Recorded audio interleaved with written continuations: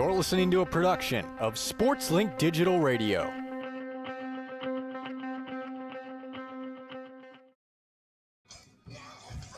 It is a very cold scene in Muncie, Indiana, as Game 3, the conclusion of this series between the Ball State Cardinals and the Toledo Rockets, is set to be underway in a matter of moments. First, I'm Dylan Budd, who you're listening to SportsLink Digital Radio, presented by Victory Honda of Muncie, alongside my color analyst for the first few innings, the one, the only, Roen Elbert. Roen, how's it going? We've got a cold one ahead of us. Yes, it's cold. Yes, it's a bit gloomy, but I must say I wouldn't be any other place. We just saw an incredible conclusion to the past game. We picked this up at the top of the 8th inning with 28 combined runs coming into today. The game was canceled from darkness. We saw Toledo come out 17-14 after 8 innings, 31 combined runs between two teams, and that's why we call it Maction. What can the Cardinals do to regroup, and what can Toledo do to keep this momentum? Well, what you're looking for the Cardinals is a good day in the circle for Bree Severino. Severino yesterday did not have her best stuff. Going into that, has sub-4 ERA, was one of the most solid options in that Cardinal lineup. However, she goes out there, gives up 8 runs in the second inning. They pull the plug on her. They replace her with Hoffman. Hoffman gets replaced by Whitney. Cardinals using 3 pitchers, which you don't see that in the sport of softball very often. We got some dancing out there now. This is like a full-on Savannah Bananas game, it feels like. Yeah. Sounds like they're trying to bring the boom from AJ and Big Justice. Now, looking at the Toledo Rockets, Eli Enriquez will be the leadoff batter. What can she and this team do to come out with another win and win this series? Yeah, Enriquez in the last game went 3 for 6 with 3 RBIs. She got the go-ahead base hit in extra innings for Toledo. Overall, Enriquez just needs to keep being herself. There's not much more I could say to it. She's leading off right now. She has been a mainstay the last couple of years. She was an All-MAC team member last season. Let's see what she can do here to lead us off with Bree Severino. The Cardinals in the red jerseys, white lettering, black trim. Severino to open this contest up. Foul ball down the first base line. Let's take a look at the starting lineups here for these Ball State Cardinals. 9 players on the field. Bree Severino will be on the mound, at least to start this contest. Catching for her is one of the best catchers in D1 softball right now, Michaela Timmons. At first base is number 12, the senior Caitlin Gibson. At second base, number 11, McKenna Mulholland. At shortstop will be the leadoff hitter, Maya Peterzak. At third is double zeros, Mandy Louth. In the outfield, you've got Kara Gunter, Haley Urban, and Maddie Weaver. As Enriquez grounds to Caitlin Gibson, an unassisted putout for the senior number 12. We have a way to start it with the classic 3-U out. Gibson, just a heads-up play, goes right towards her on a slow roller, but now you have to worry about Sydney Griffith. This top of the order for Toledo is just so tough. The second baseman steps in as Severino gets ready to deliver. Here's the pitch. First pitch right down the middle, strike one called. Severino is now ahead of the count. And that's what she needs to do to get going in this outing. Command was a bit of an issue yesterday. So far, no problem. We've seen struggles from Severino and Whitley in these past 48 hours. Here's the 0-1. Ball goes to the right side. Ball one called, a 1-1 count, 1 out. And that's a tough grab for Michaela Timmons, the catcher for the Cardinals, having to reach out for that.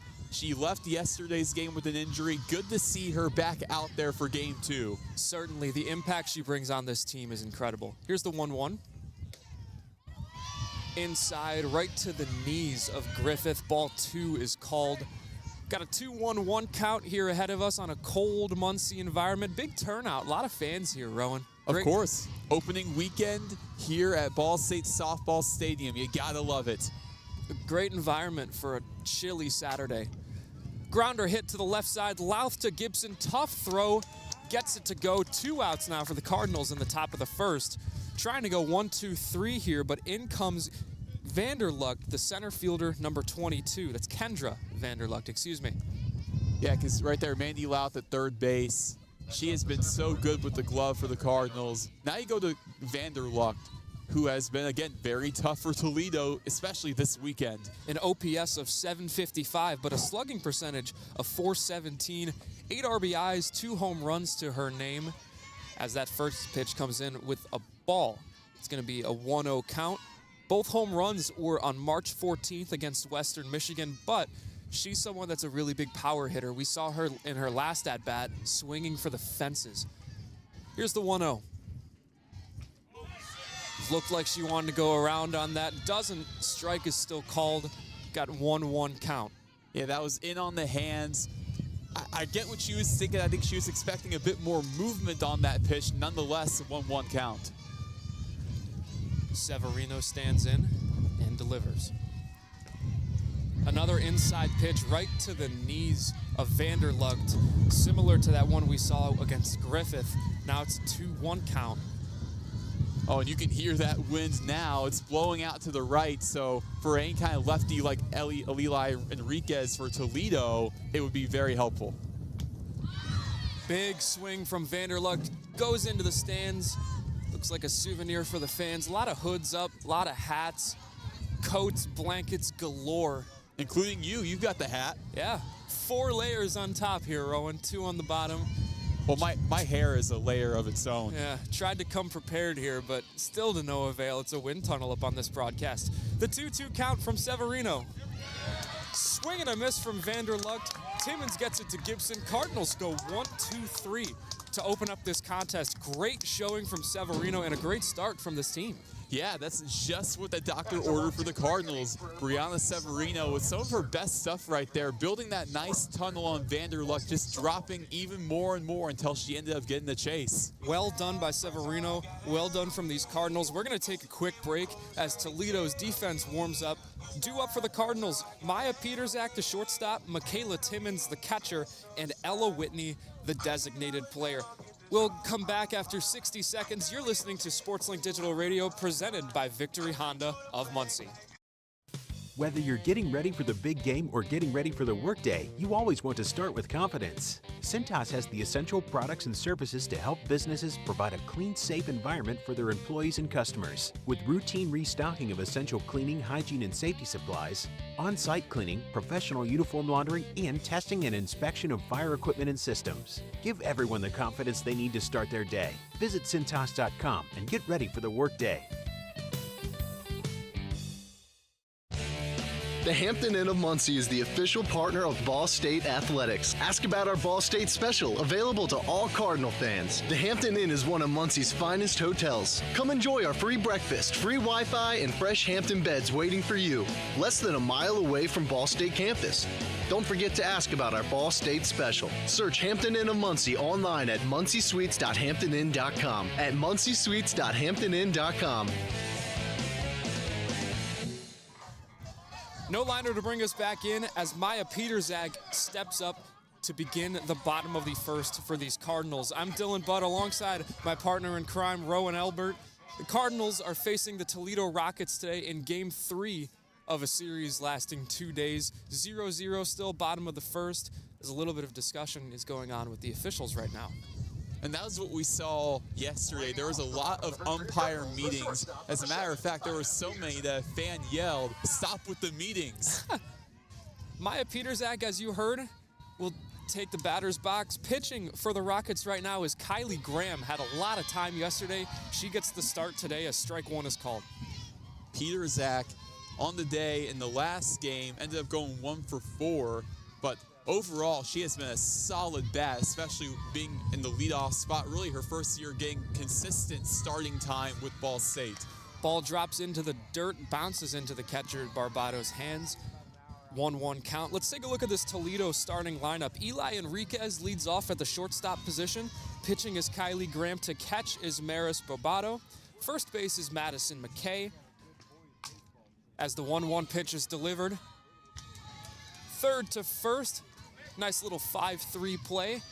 And Petersak leads off with an out as Michaela Timmons steps up to bat. And that's exactly why Peyton Avley, the third baseman for Toledo, was playing in. She was right on the money, collecting that, sending it to first. So now you have to worry about Michaela Timmons. And I know what the game plan is here. I think they're going to go intentional walk. Certainly. Madison McKay was at first. Sydney Griffith, who already has an at-bat to her name, is at second.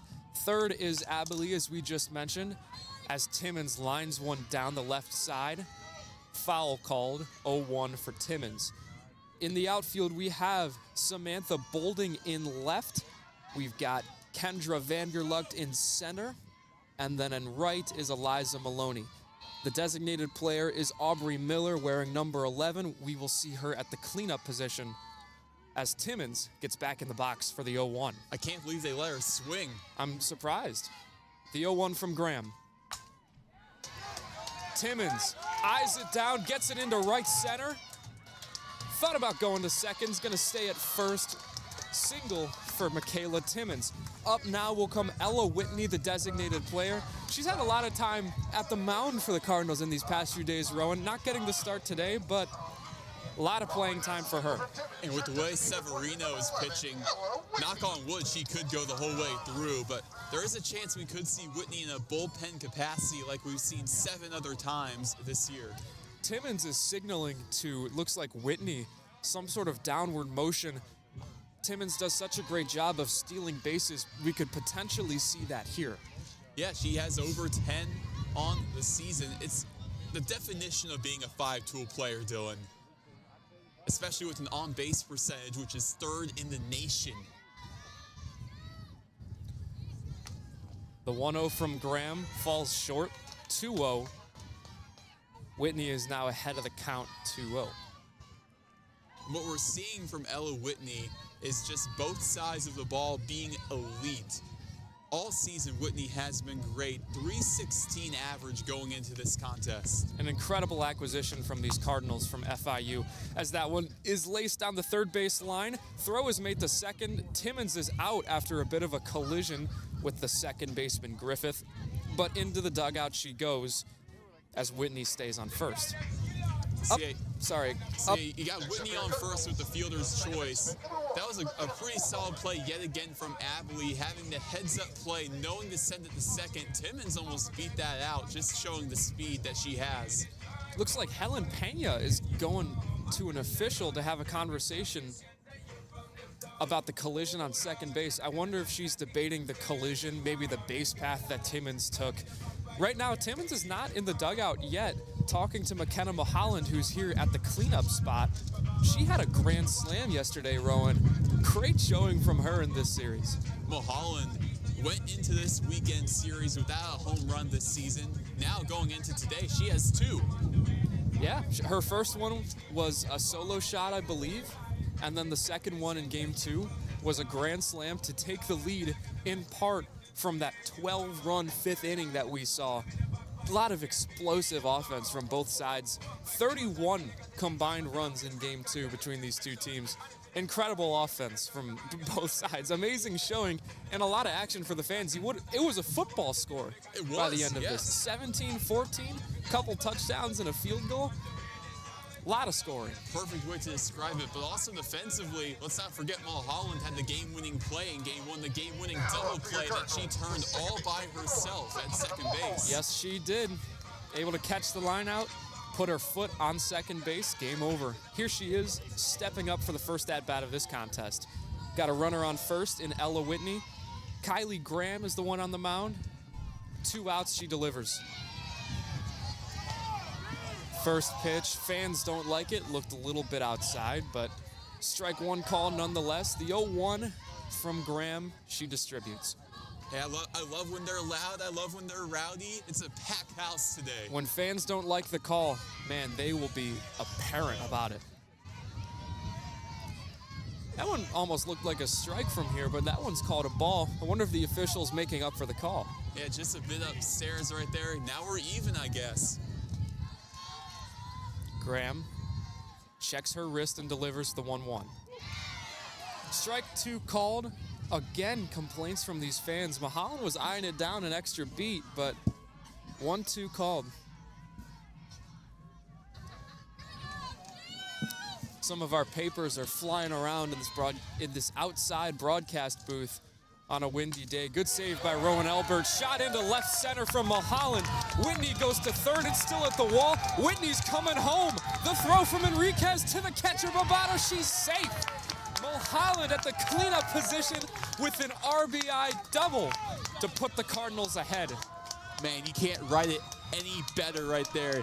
You leave a breaking ball right over the middle of the plate. Mulholland taking it deep to left center field. Great speed from Whitney. I was thinking, do they stop her at third? But no, they went full steam ahead past third base, and it worked out in the end, paying dividends. 1-0 Cardinals. Good aggression from the third base coach to see the ball was still at the wall. It was a good throw by Enriquez, but just not in time as Whitney's able to score from first. In comes Kara Gunter, the left fielder wearing number 5. Kylie Graham now sees herself with 2 outs, down 1, and a runner in scoring position. Checks her wrist, gets ready to distribute, and here's the pitch. Little inside, strike 1 call nonetheless. On deck for the Cardinals is number 12, Caitlin Gibson, the senior first baseman. And it's also interesting, we're seeing a very rare lefty-on-lefty matchup right here. Not too many lefties on both sides, as you pointed out. It'll be interesting to see how this matchup plays out. Ball 1 is called 1-1-2 count for Kara Gunter and Kylie Graham. Mulholland stays on second. Looks like no intention to steal. Graham checks her wrist. Here's the pitch. Hit to first base. Able to touch it herself is number 24, Madison McKay. And that's going to close out the first inning. Cardinals lead 1-0. 1 runner left on base, but Ella Whitney able to score from first after an RBI double from McKenna Mulholland. Great shot into left center, and this is exactly what the Cardinals want, Roen. Exactly what they need. You get hot early, you strike while the iron is hot, and you strike first. The Cardinals getting it done in the bottom of the first. Due up for the Rockets are the 4, 5, and 6. Audrey Miller, the designated player. Samantha Bolding, the left fielder. And Maris Bobato, the catcher, wearing number 21. We'll be back in 60 seconds to begin the second inning. This is SportsLink Digital Radio presented by Victory Honda of Muncie. American Pest Pros is the official pest control partner of Ball State Athletics. We protect your home or business and guarantee year-round protection from insects and pests. Ask about our Ball State special, available to all Cardinal fans. Our pest control program is the safest and most effective in the industry. Even if you tried a different service and it didn't work, we'll fix your problem, guaranteed, or your money back. Visit AmericanPestPros.com. That's AmericanPestPros.com. And don't forget to ask about our Ball State special. Ball State fans, who needs batteries? Your locally owned Battery Masters have batteries for cars, boats, golf carts, cell phones, watches, key fobs, Papergo toys for kids, and more. Bring your rechargeable batteries back to life for drills, shavers, dustbusters, and more. All Ball State fans receive a free battery checkup. Just mention Charlie Cardinal. Battery Masters is conveniently located on the corner of Walnut and Centennial, next to Mini Trista. Check us out online at batterymasters.com. Go Cards! And we are back to begin the top of the second between the Ball State Cardinals and the Toledo Rockets. The Cardinals, as we just saw in the bottom of the first, with an RBI double from McKenna Mulholland, put themselves up 1-0. Up to bat for Toledo right now is the designated player, number 11, Aubrey Miller. On the mound facing her is Bree Severino, the pitcher, wearing number 3, righty-on-righty matchup.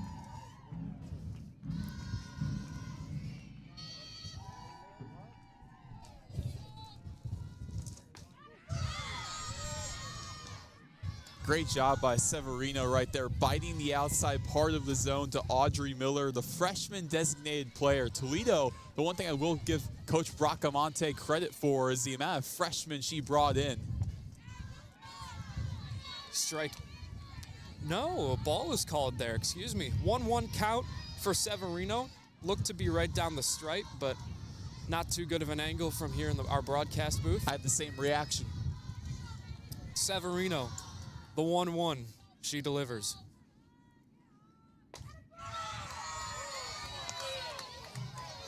A lot of height from this Ball State infield. Strike not called, though. It looked a little inside, right to the legs of McKay. 2-1 now for Severino.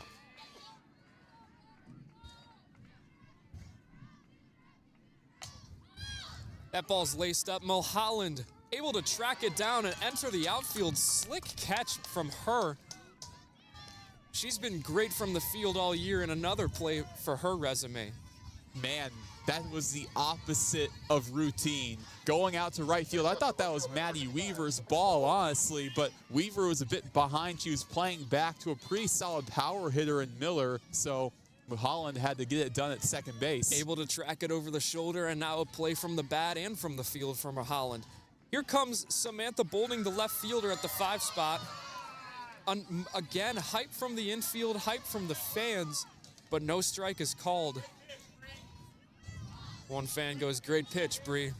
Umpire didn't think so. Looks like a 1-0 count for Bolding. Severino waits. And here's the pitch. That one is deep into right field. Weaver tries to track it down. Foul ball. It'll be 1-2.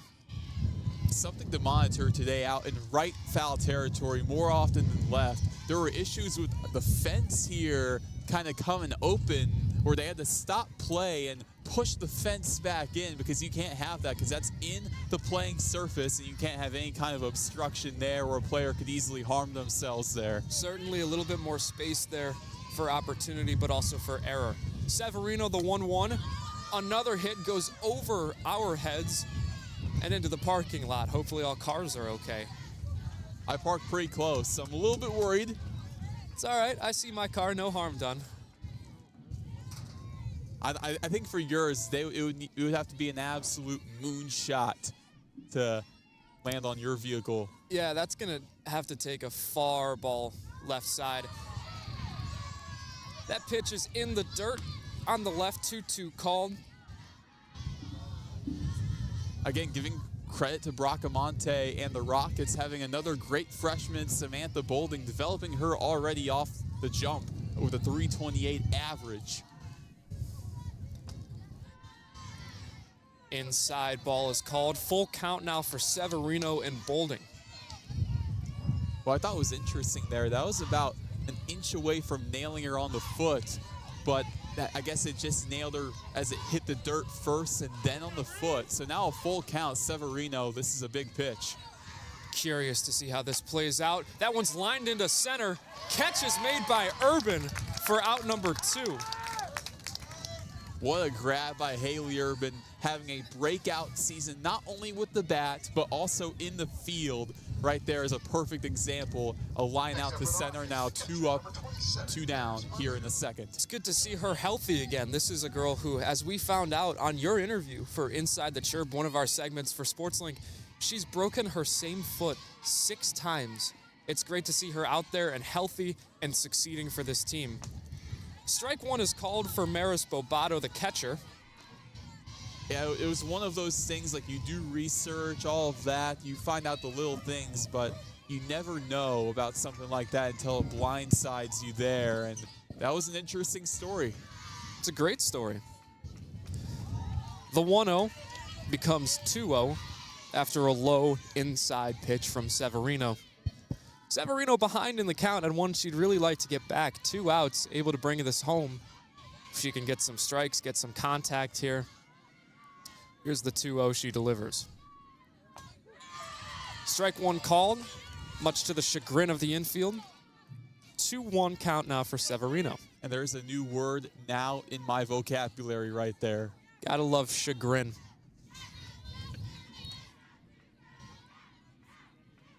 Severino, the 2-1. Whiff from Maris Bobato. Cheers erupt throughout the stands, throughout the field. Swing and a miss on a great pitch from Bree Severino. Goes fastball upstairs. Tried to climb the ladder, couldn't do it.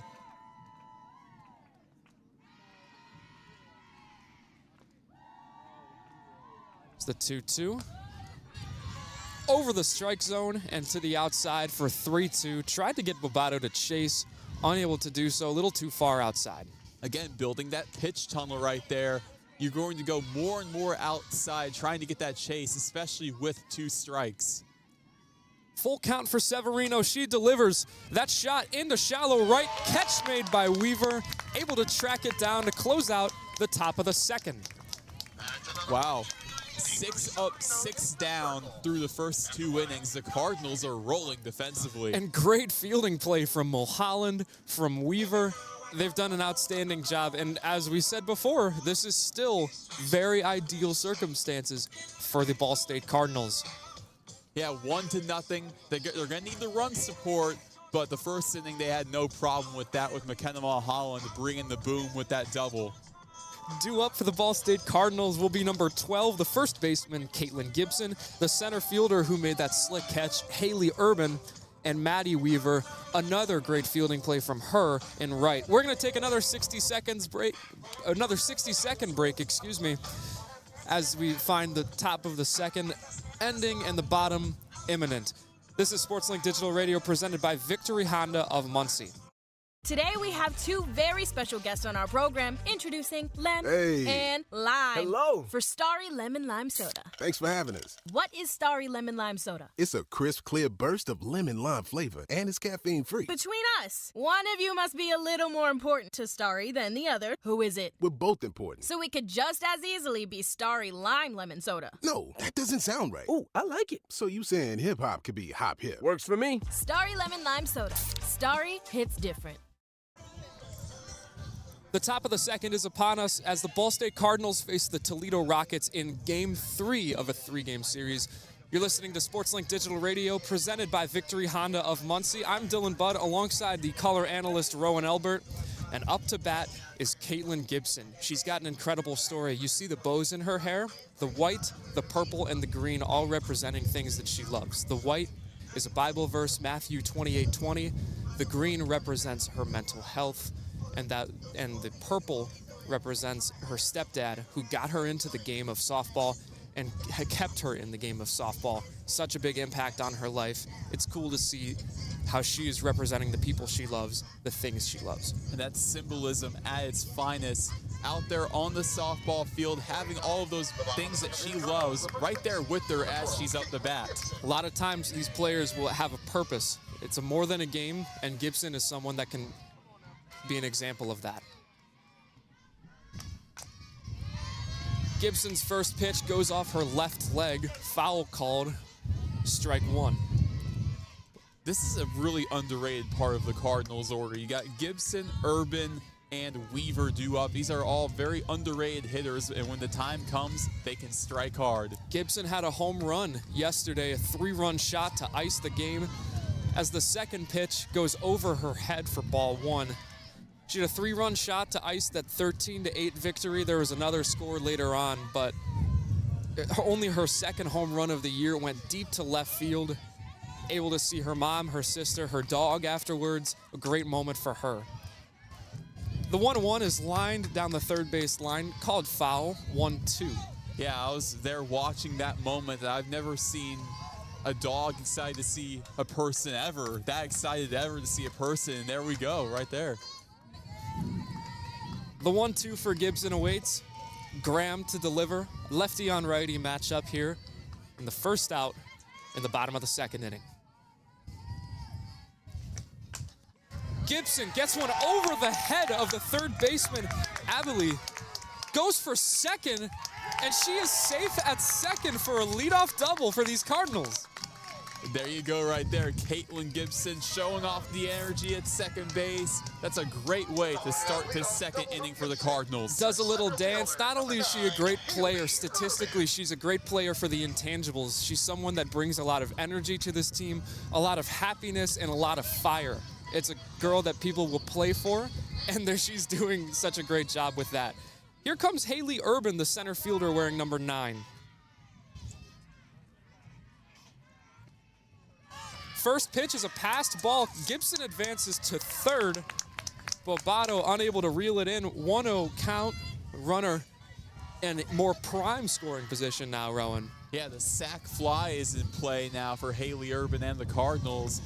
And honestly, that's really all you need. Just pop up anything into the outfield. Urban's a very disciplined hitter, however. She has a .358 on-base percentage.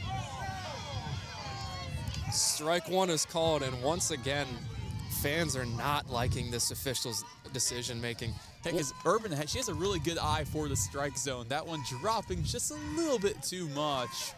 And the home plate umpire disagreeing with the fans, I guess. The 1-1, lined by Urban to the third baseman. One out, Gibson stays at first. It's exactly what we saw at the end of the second game. We had a grounder right to the third baseman, Louth, who was able to get it to Gibson. Runners were on second and third. Both of them were able to stay because it went that left side. Now comes Maddie Weaver. The right fielder made a great play to end the top of the second. See if she can bring one in on the bats and have Caitlin come home. Well, the good news is that sac fly that I mentioned is still very much in play with one out. Only one out. You've got a lot to work with here. 3 hits for the Cardinals so far, one of them from Gibson on third. First pitch is low, ball 1 is called. Weaver going into this weekend series with a .224 average, but has brought solid production if need be at the bottom of the order. The 1-0. Weaver took a beat to eye that down. Strike one is called for a 1-1 count. Ones across the board here. 1 run for the Cardinals. 1 ball, 1 strike, 1 out. As Graham looks at her wrist after Bracamonte's call. Inside pitch drops down the middle for strike 2. Got a 1-2-1 count now. It's interesting how with Toledo, you have Graham out there in a 1-2. She's facing the bottom of the order. You need these next 2 outs because you want to avoid facing the top of the order earlier than you need to with Peter Zach. Certainly, infield is in case of a ground ball. Hit by Weaver goes the right side. Foul, however, almost hit the production truck for Chirp Vision, working this ESPN broadcast. And shout out to Chirp Vision, shout out to ESPN Plus for supplying us with some power cords that's keeping our broadcasts going. Our good friend AJ Switek is on call for this softball broadcast. Shallow hit right at the edge of the infield. Catch is made from the second baseman. 2 outs now as in comes Mandy Louth, third baseman. And Louth, she comes up with a runner on third. Unfortunately, the sac fly is no longer in play. However, she can just get on base. You have the top of the order with Maya Peterzak, and Ball State can get a little 2-out rally going because remember, Mulholland, she drove in those runs in the first inning with 2 outs. Perhaps a certain object in the dugout could be that rallying point. It seems like Hasbula, the influencer, is on a stick in the Ball State dugout. Reasoning? Couldn't tell you, but certainly enough to have a little fun with this team. Yeah, we were seeing them ride it like a horse too. We saw all kinds of things with that Hasbula stick. Hobby horsing, Hasbula, and potentially hits as Louth gets one deep into right center. That's over the wall. Gibson comes home. Louth rounds second. Cardinals come out of the dugout to celebrate. Louth goes to third, smile on her face. Jumps into home plates, crowded by her teammates and that Hasbula stick that we just talked about. You know, Dylan, this is really full circle for us. I'm going to take a personal moment here. Dylan, that was your first home run call of your career, is that correct? It is. Want to know a fun fact about me? My first home run call of my career was a Mandy Louth home run at Avon High School. You're kidding. Yes, so there we go. We have something in common now. Little full circle moment here between Roen and I. We're back at the top of the order for these Cardinals, now ahead 3-0. Looks like Maya Peterzak, the shortstop, is going to dig in. Kylie Graham will remain the pitcher. 2 outs in the bottom of the second. Timmons in the on-deck circle. Waiting at the edge of the dugout is Ella Whitney. But now what you have here is, although you got the runs you needed from Mandy Louth in the right center, what you have is still a 2-out rally potential with the top of the order up with Peterzak and then Timmons on deck. Graham getting the call. She distributes. First pitch is a little low. Ball one called. That'll put Peter Zach ahead in the count. Her last out was a ground out to first. See if she can get a hit on the board here for these Cardinals now with 2 outs. Second pitch, again a little low. This time off speed from Graham. Makes it a 2-0 count for Peter Zach. I'm sure Graham knows that she has to get this out, especially knowing that you'd have to face Timmons. Strike one is called. Again, an off-speed ball, this time a little bit higher in the zone. 2-1 called. We've seen Graham do a little bit of pitch tunneling, kind of work her way up, see where that strike zone lies with the umpire, who's already made a couple questionable calls, at least to the fans' opinion. Graham has a 4.3 ERA coming into this series, already 3 runs in 2 innings. Hopefully for the Rockets, they can regroup. As Peter Zach gets one by the shortstop Enriquez, 7 gets by 7, and she's got a 2-out base hit. That's exactly what it is. 7 by 7. A lot of similarities with Peter Zach and Enriquez, both leadoff hitters for their team. But now here you go with Michaela Timmons up. She's 1 for 1 on the day with a single. I wonder if they're even going to give her anything to hit. Her batting average is .508, 7th best in the country. Her on-base percentage is 2nd best in the country, .674. OPS is 2nd best in the country. Slugging percentage is 2nd best in the country. 34 RBIs leads the MAC. As the catcher stands in the opposing batter's box, looks like they're going to walk her here. 11 home runs is 2nd in the MAC. 31 runs, 1st in the MAC. I can go on and on. She's not only one of the best catchers in Ball State history, probably one of the best in conference history, and certainly one of the best in the country right now. Yeah, I saw a ranking that came out according to D1Softball.com that she was apparently the 5th best catcher in the entire country, and honestly, I'd have to agree. She began the season as the 8th best with the success she's had this year already, now at 5. As 3-0 stands the count for Timmons. Catcher stands up, goes to the other batter's box, delivers. Timmons looked like she wanted to track it down, but to no avail. She'll take her free base. We now have Peter Zach in scoring position. Timmons on first for Ella Whitney, the designated player, who's a good batter in her own right. Yes, but I doubt they're going to give her a 4-pitch walk like that just that easily. I don't get with Timmons why they would. I don't know why they go 4 pitches in a row. Honestly, just give her the single. Just walk her. Whitney is a MAC pitcher of the week as of this year. She's been averaging .346, .418 on base percentage. Her OPS is 1.021 with a slugging percentage of .603. 25 RBIs to 4 home runs, showing not only she's a great pitcher, but a good batter in her own right as well. And that's what you need at the Division I level. A lot of these players, you have to be good on both sides of the ball, especially when you're looking to get recruited. Ella Whitney, back in middle school, she was committed to Kentucky. Things happened. She ended up at FIU for her first 2 seasons where she excelled there. Now as a Cardinal, she's taking it to the next level. 2-0 count for Whitney. Catcher Bobato and the pitcher Graham have a bit of a mound meeting. Bobato returns behind home plate. Whitney steps in once more, digs into the box. Left batter's box, the right-handed hitter Whitney. Timmons stays on first. Peter Zach stays on second. 2 runners on, 1 in scoring position on a 2-0 count for Ella Whitney. We'll see what that mound meeting was about right here with the 2-0. Low ball, just outside of the strike zone. 3-0 is called for Whitney. At this point, do you sacrifice it and go for the walk?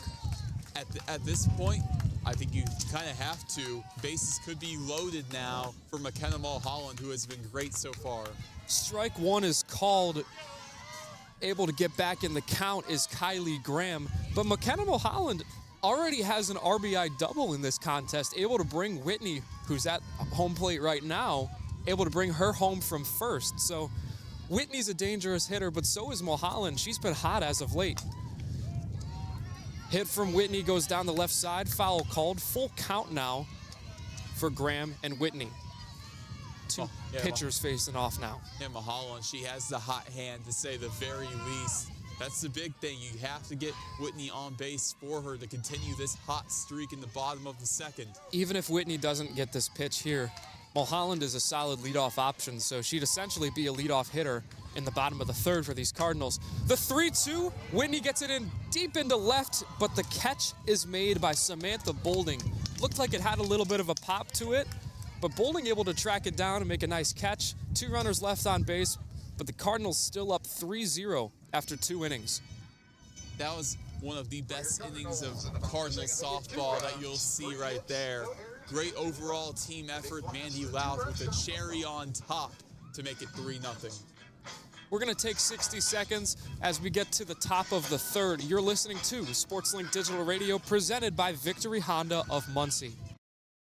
American Pest Pros is the official pest control partner of Ball State Athletics. We protect your home or business and guarantee year-round protection from insects and pests. Ask about our Ball State special, available to all Cardinal fans. Our pest control program is the safest and most effective in the industry. Even if you tried a different service and it didn't work, we'll fix your problem, guaranteed, or your money back. Visit AmericanPestPros.com. That's AmericanPestPros.com. And don't forget to ask about our Ball State special. Ball State fans, who needs batteries? Your locally owned Battery Masters have batteries for cars, boats, golf carts, cell phones, watches, key fobs, Papergo toys for kids, and more. Bring your rechargeable batteries back to life for drills, shavers, dustbusters, and more. All Ball State fans receive a free battery checkup. Just mention Charlie Cardinal. Battery Masters is conveniently located on the corner of Walnut and Centennial, next to Mini Trista. Check us out online at batterymasters.com. Go Cards! We're here in the top of the third between the Ball State Cardinals and the Toledo Rockets at Ball State Softball Stadium. Cardinals have an early lead 3-0. Bree Severino stands in the circle after 2 innings pitched. Due up for the Rockets, McKay, the first baseman, Eliza Maloney in right, and Peyton Abiley, the third baseman, donning number 44. Infield meeting between Severino, Gibson, Mulholland, Peterzak, and Louth. Timmons goes behind the plate, umpire dusts it off, and we will be underway in a matter of moments. Infield disperses. Here's the PA announcer. Jump Around by House of Pain was playing in between innings. Get down, jump up around and get down. Not too many people jumping around. It's a cold one here, Roen. Severino to start the third, strike one called.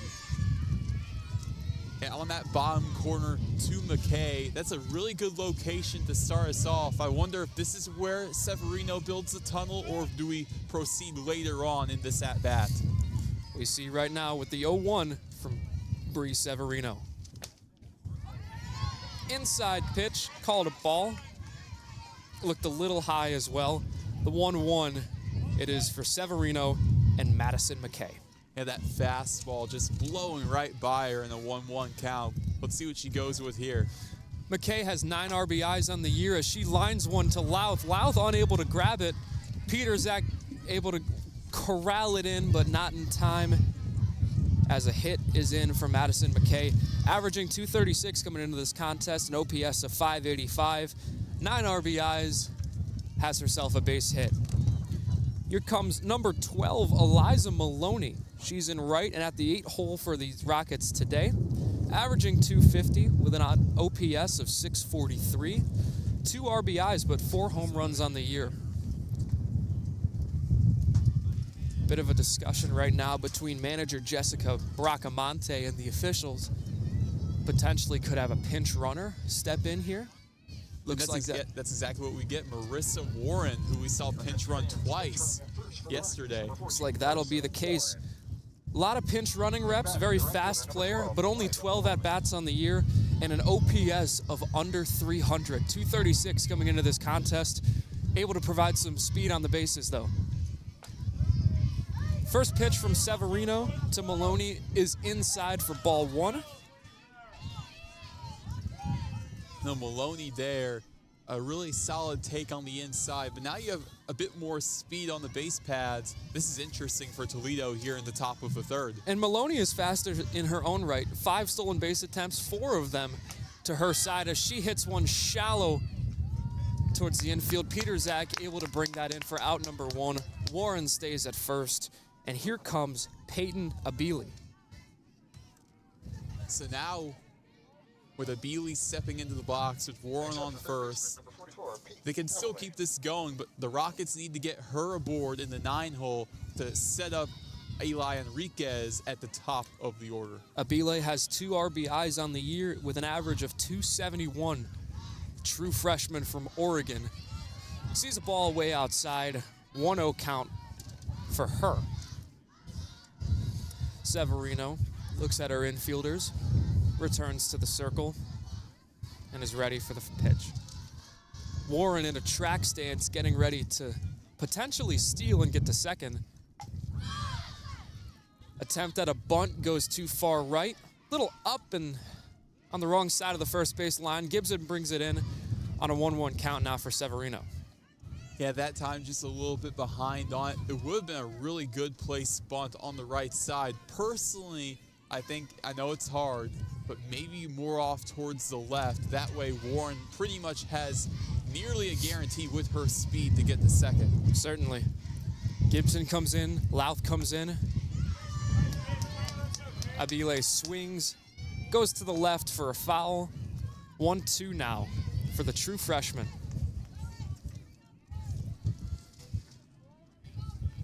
Severino watching that American flag in center field just whip around. Yeah, going strong into right on this overcast day. Very chilly. It's a bit of a draft in here. Bit of a draft, if you will. Ball goes outside in the opposing batter's box for another ball. 2-2 count with 1 out. Warren stays at first, and Abile will dig in once more. Looks like Mandy Louth had an error on that exchange. And that's exactly what it was. In and out of her glove. That's tough, though. It's her 8th error of the year. Unfortunate. Low ball, unable to be corralled by Timmons originally. It makes it a full count for Severino facing off against Abile, excuse me. But now full count, Severino. She's got to go with her best stuff here. I think maybe she goes for the chase. That's all or nothing, though. No chase. Louth corrals it, gives it to Mulholland, who gets it to Gibson, stretches, umpire calls it safe.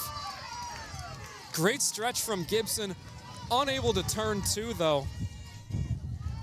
Still a great fielder's choice by Mandy Louth, sending it to second rather than first. So now nobody in scoring position for Eli Enriquez, even though she can still do some damage here at the top of the order. Toledo's certainly not out of the woods, but the Cardinals with 2 outs are not in bad circumstances either.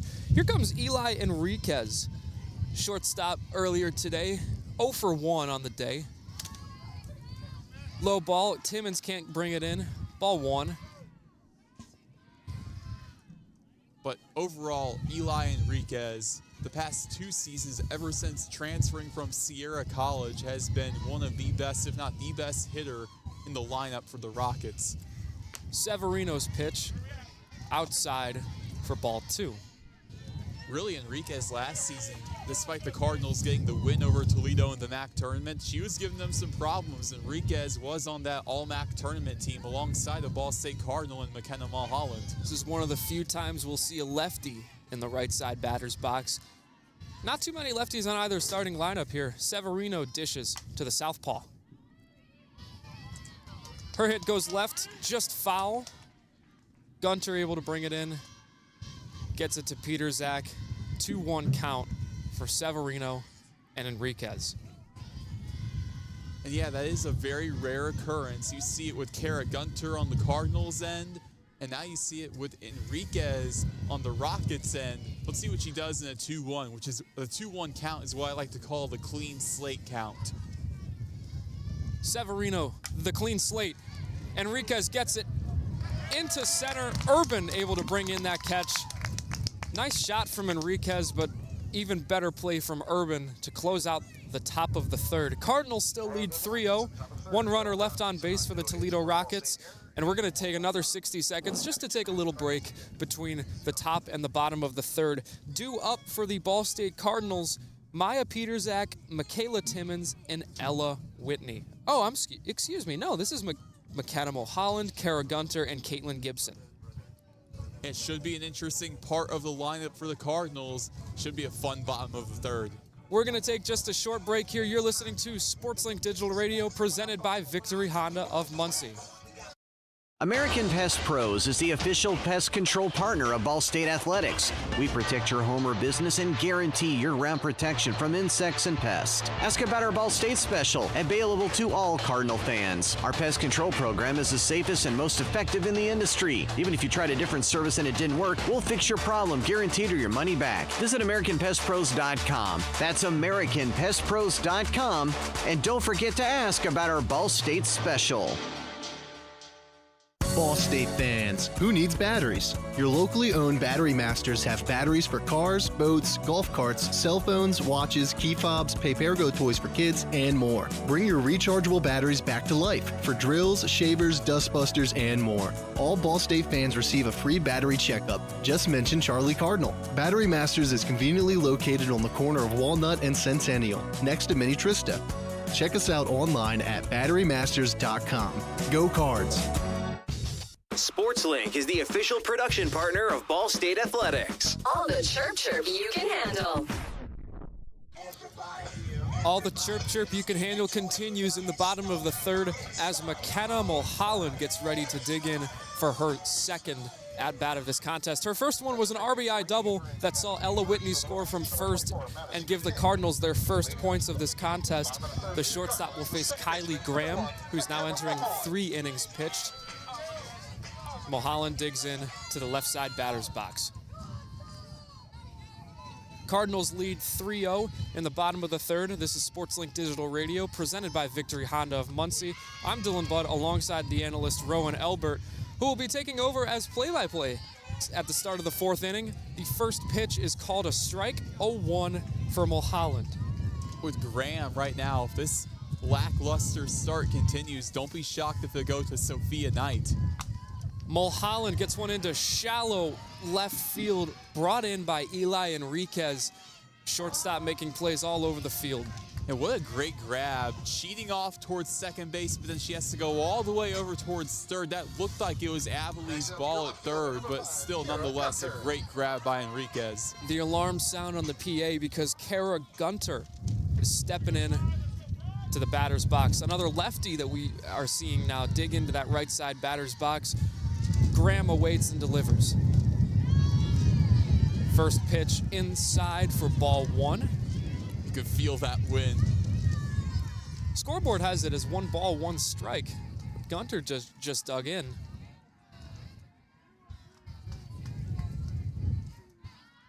On deck is Caitlin Gibson. Haley Urban at the edge of the dugout. Second pitch high and inside for ball 2. Scoreboard reads at 2-1. Believe it's 2-0, however. You would be correct. It is a 2-0 count. 2-0 count, 1 out. Cardinals on top 3-0. It's Kara Gunter gets her third pitch of this at-bat. That is laced into left field. Diving catch, unable to be brought in by Samantha Bolding. Gunter goes to second for a double. That's unfortunate, and it's hard to blame Samantha Bolding for that. That's a diving effort just under her glove. So now with 1 out, you got a runner in scoring position. Caitlin Gibson had a leadoff doubler her last time around. Let's see if she can continue her hot start. Out comes Kara Gunter, and in comes number 6 of the Cardinals to pinch run. That is Veronica Peiterson, the outfielder. 5'5", true freshman from Texas. 5 for 5 on stolen bases, only 2 at-bats, but 12 runs through those various pinch running opportunities. Up to bat is Caitlin Gibson, as we hear on the PA announcer. So Caitlin Gibson will step into the plate, and you see the bows in her hair, Roen. She's someone that plays with a lot on her shoulders. This is an example of someone playing for something bigger than her. The white bow represents a Bible verse, Matthew 28:20 to be exact. The green one represents her mental health, and the purple one is for her stepdad, a big inspiration and a big reason for why she still plays softball. That symbolism right there at its finest. The fact that she has all of those things that she loves right there as she's in the batter's box, it's astounding. players play for something many times, but Gibson is an outright example of that with her symbolism. She took ball 1, a passed ball that advanced the pinch runner to third as the 1-0 comes in low for ball 2. That's Peterson on third. Pinch running replacement for Kara Gunter after she hit a double into left field, unable to be corralled by Samantha Bolding. It's worth noting, though, that sac fly, I always bring it up because it's one of my favorite plays in this entire sport. It's very much in play. Gibson with a swing and a miss on a low ball. 2-1 count now with a runner in scoring position nonetheless. It's the definition of being selfless for your team. Your batting average may drop, your on base may drop, but who cares? You brought in a run. And hey, for the stats, you got an RBI. With all of the options, there are so many ways you could go about it. There's a hit, there's a sacrifice fly, there's a bunt and do what's called a safety squeeze. It looks like the bunt isn't in play, but Pena was talking previously about how important it is for these players to bunt, and we see in softball that it's relied on a lot more than it is in its counterpart baseball. The 3-1 from Graham, she delivers. Low pitch, Gibson checked on it, able to make contact but go no further for a full count now for the first baseman. Hey, going back to what you were saying, that's absolutely right. Sydney Griffith, who was All-MAC first team, we saw her bunting quite a bit yesterday. On the baseball end, I doubt you would see, for the Cardinals, a great player like Dylan Grego. I doubt you'd see him bunting very often. Yesterday, Gibson had a bunt to advance a runner as well. Low ball, called ball 4. Gibson advances to first on a walk. Still 1 for 1 on the day with a double, now a walk. Runners on the corners for number 9, Haley Urban. That's big, though, with 1 out to have runners on the corners for Haley Urban, which to have somebody in the final 3 of the lineup, batting 7th, to have her batting .288, what a great season she's had. Before that point, she had not batted above 200 throughout her entire collegiate career. Here she is now. Urban has been on 1 this season. And even with her success, she's just at the 7 hole, going to show just how much depth there is on this roster. Coming in for the Cardinals right now, pinch running for Caitlin Gibson is number 27. Peyton Fox. Peyton Fox, yes. A lot of pinch running opportunities for Peyton Fox. She comes in for Caitlin Gibson. 19 appearances, 7 runs for her, 3 for 3 on stolen bases. Just like we saw with Marissa Warren, she brings a lot of speed around the bases. And Fox will steal second, gets in safely, and now 2 runners in scoring position for Haley Urban on 1 out. The Cardinals have a big opportunity here, and this is interesting. Ball State with a new pinch hitter that would be due up. Subbing in, it looks like for Weaver out in right field. That is an interesting substitution. Urban into left, Bolding unable to track it down. Peterson scores, Fox scores, Haley Urban with an RBI double. Do the waddle, Haley. You got yourself 2 more runs for this Cardinals team, who now has a 5-0 lead over these sputtering Toledo Rockets. Ball State coming out hot. This is the inverse of Game 2. What we saw in Game 2 was the Cardinals get hot late with those 12 runs in the bottom of the 5th. Here in Game 3, 5 runs already in the first 3 innings. Here comes Allie Noble. The redshirt freshman has 7 games, 4 runs. A lot of times she's a pinch running option for these Cardinal teams. 1 for 1 on stolen bases, but she also has 1 RBI to her name. Interesting move from Coach Pena, potentially a lefty threat on the lefty herself, Kylie Graham. Maybe that's the thought process here. Maybe that's it, or hopefully, I hope this isn't the case. Hopefully everything's all right with Maddie Weaver health-wise. Certainly a concern as well. Urban stands in at second, runner in scoring position for Allie Noble, the redshirt freshman. Lefty on lefty matchup, Graham eyes her down in the circle. Checks her wrist for the call. Here's the pitch. First pitch, right down the stripe. Strike is called for the 0-1 on Allie Noble. That was a beauty right there from Kylie Graham. A great recovery after giving up a big-time base hit to Haley Urban. A lot of staring between these two. Graham checks her wrist. Here's the pitch.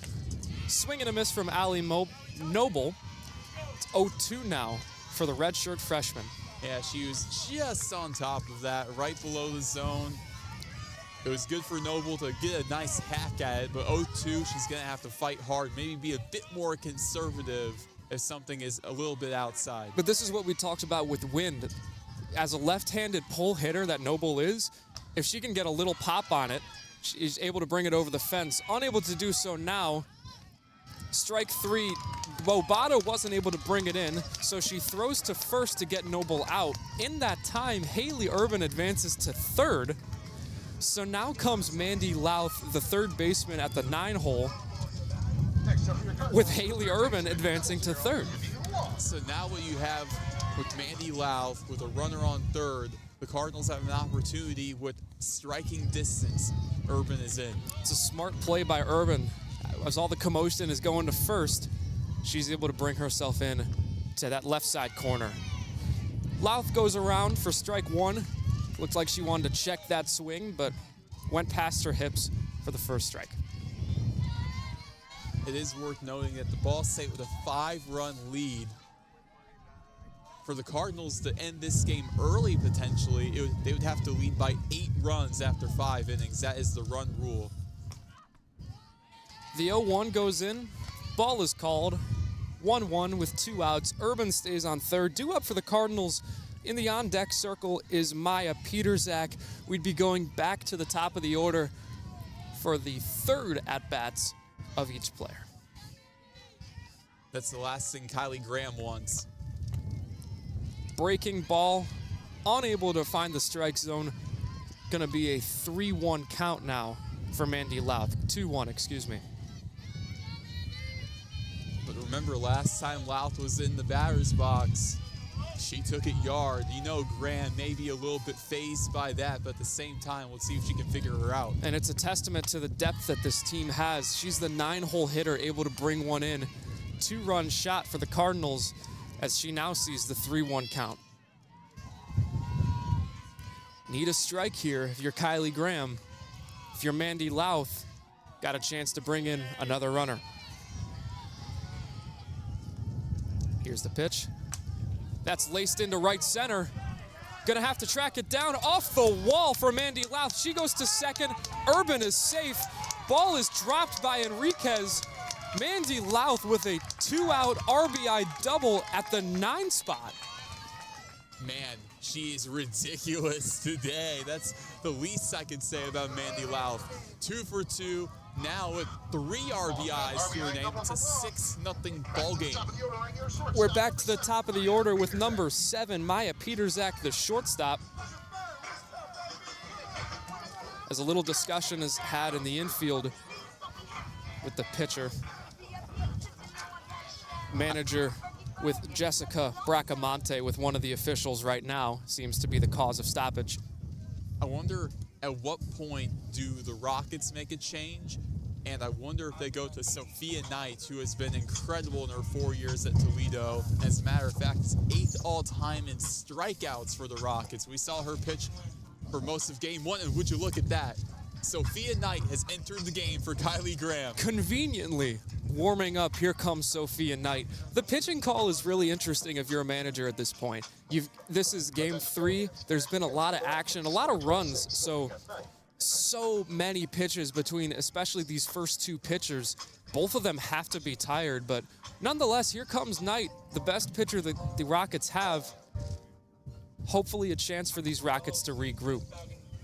Yeah, for Knight, what you have going into this weekend series is a 3.8 ERA to her name. Although the 4-8 record, she has still, in the last few years at Toledo, really been a mainstay in their rotation. Last season, she was 10th in the entire MAC in ERA. And like I mentioned earlier, she's 8th all-time in strikeouts at Toledo. Very little anticipation here from a crowd filled with hats and coats and gloves, earmuffs, Really chilly day here, Roen.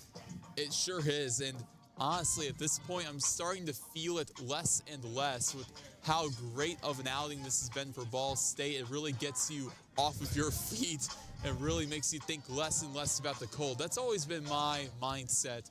The less you think about it, the less it affects you. If you can still feel your feet, nonetheless. 16-mile-an-hour winds going in the northwest direction. For us, that means a little bit of an advantage for a pull-hitting lefty. Someone that can get that ball up and into right field has a little bit better of a chance to get it over that fence. Here comes Maya Petersak to begin the third go-around of these Cardinals. 2 outs and a runner in scoring position in Mandy Louth. It's crazy for Knight that we're 4 years into her collegiate career.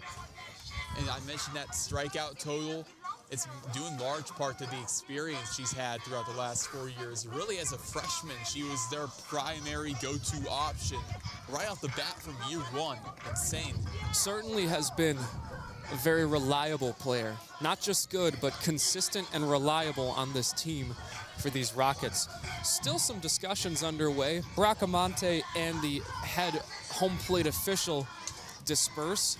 It looks like we're going to get underway again after a little bit of a break.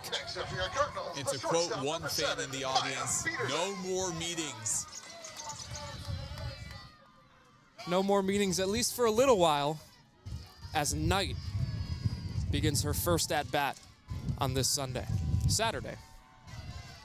It's fine Saturday afternoon. Ball 1 is called for Knight and Petersak. It feels like a Sunday, honestly. It really does, yeah.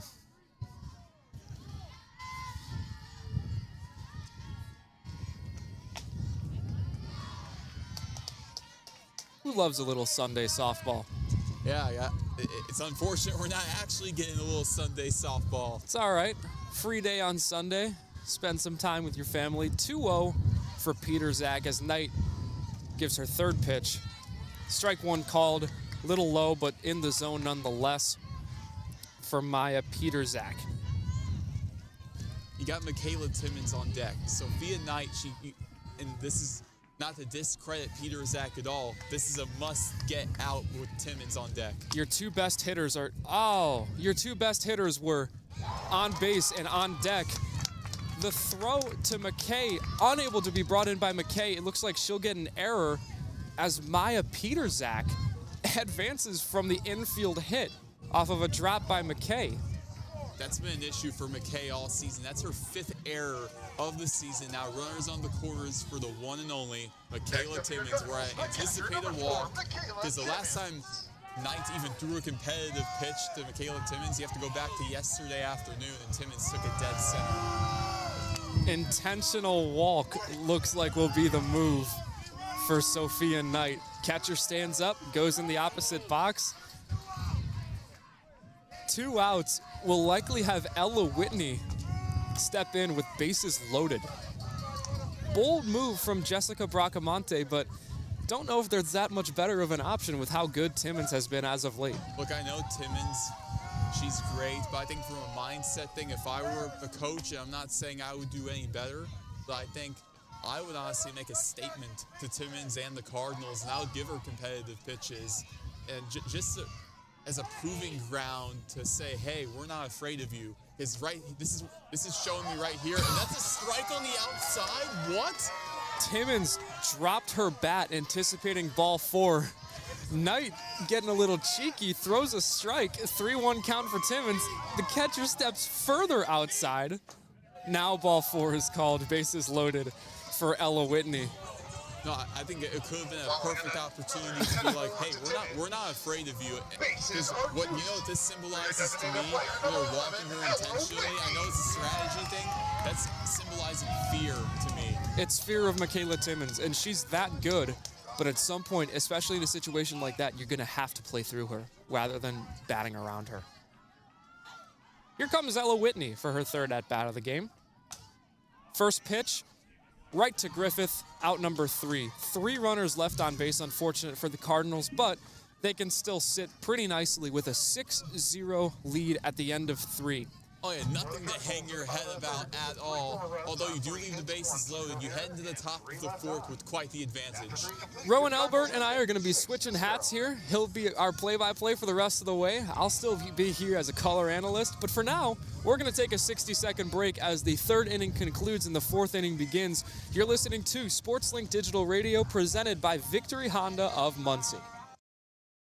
Whether you're getting ready for the big game or getting ready for the workday, you always want to start with confidence. Cintas has the essential products and services to help businesses provide a clean, safe environment for their employees and customers. With routine restocking of essential cleaning, hygiene, and safety supplies, on-site cleaning, professional uniform laundering, and testing and inspection of fire equipment and systems. Give everyone the confidence they need to start their day. Visit Cintas.com and get ready for the workday.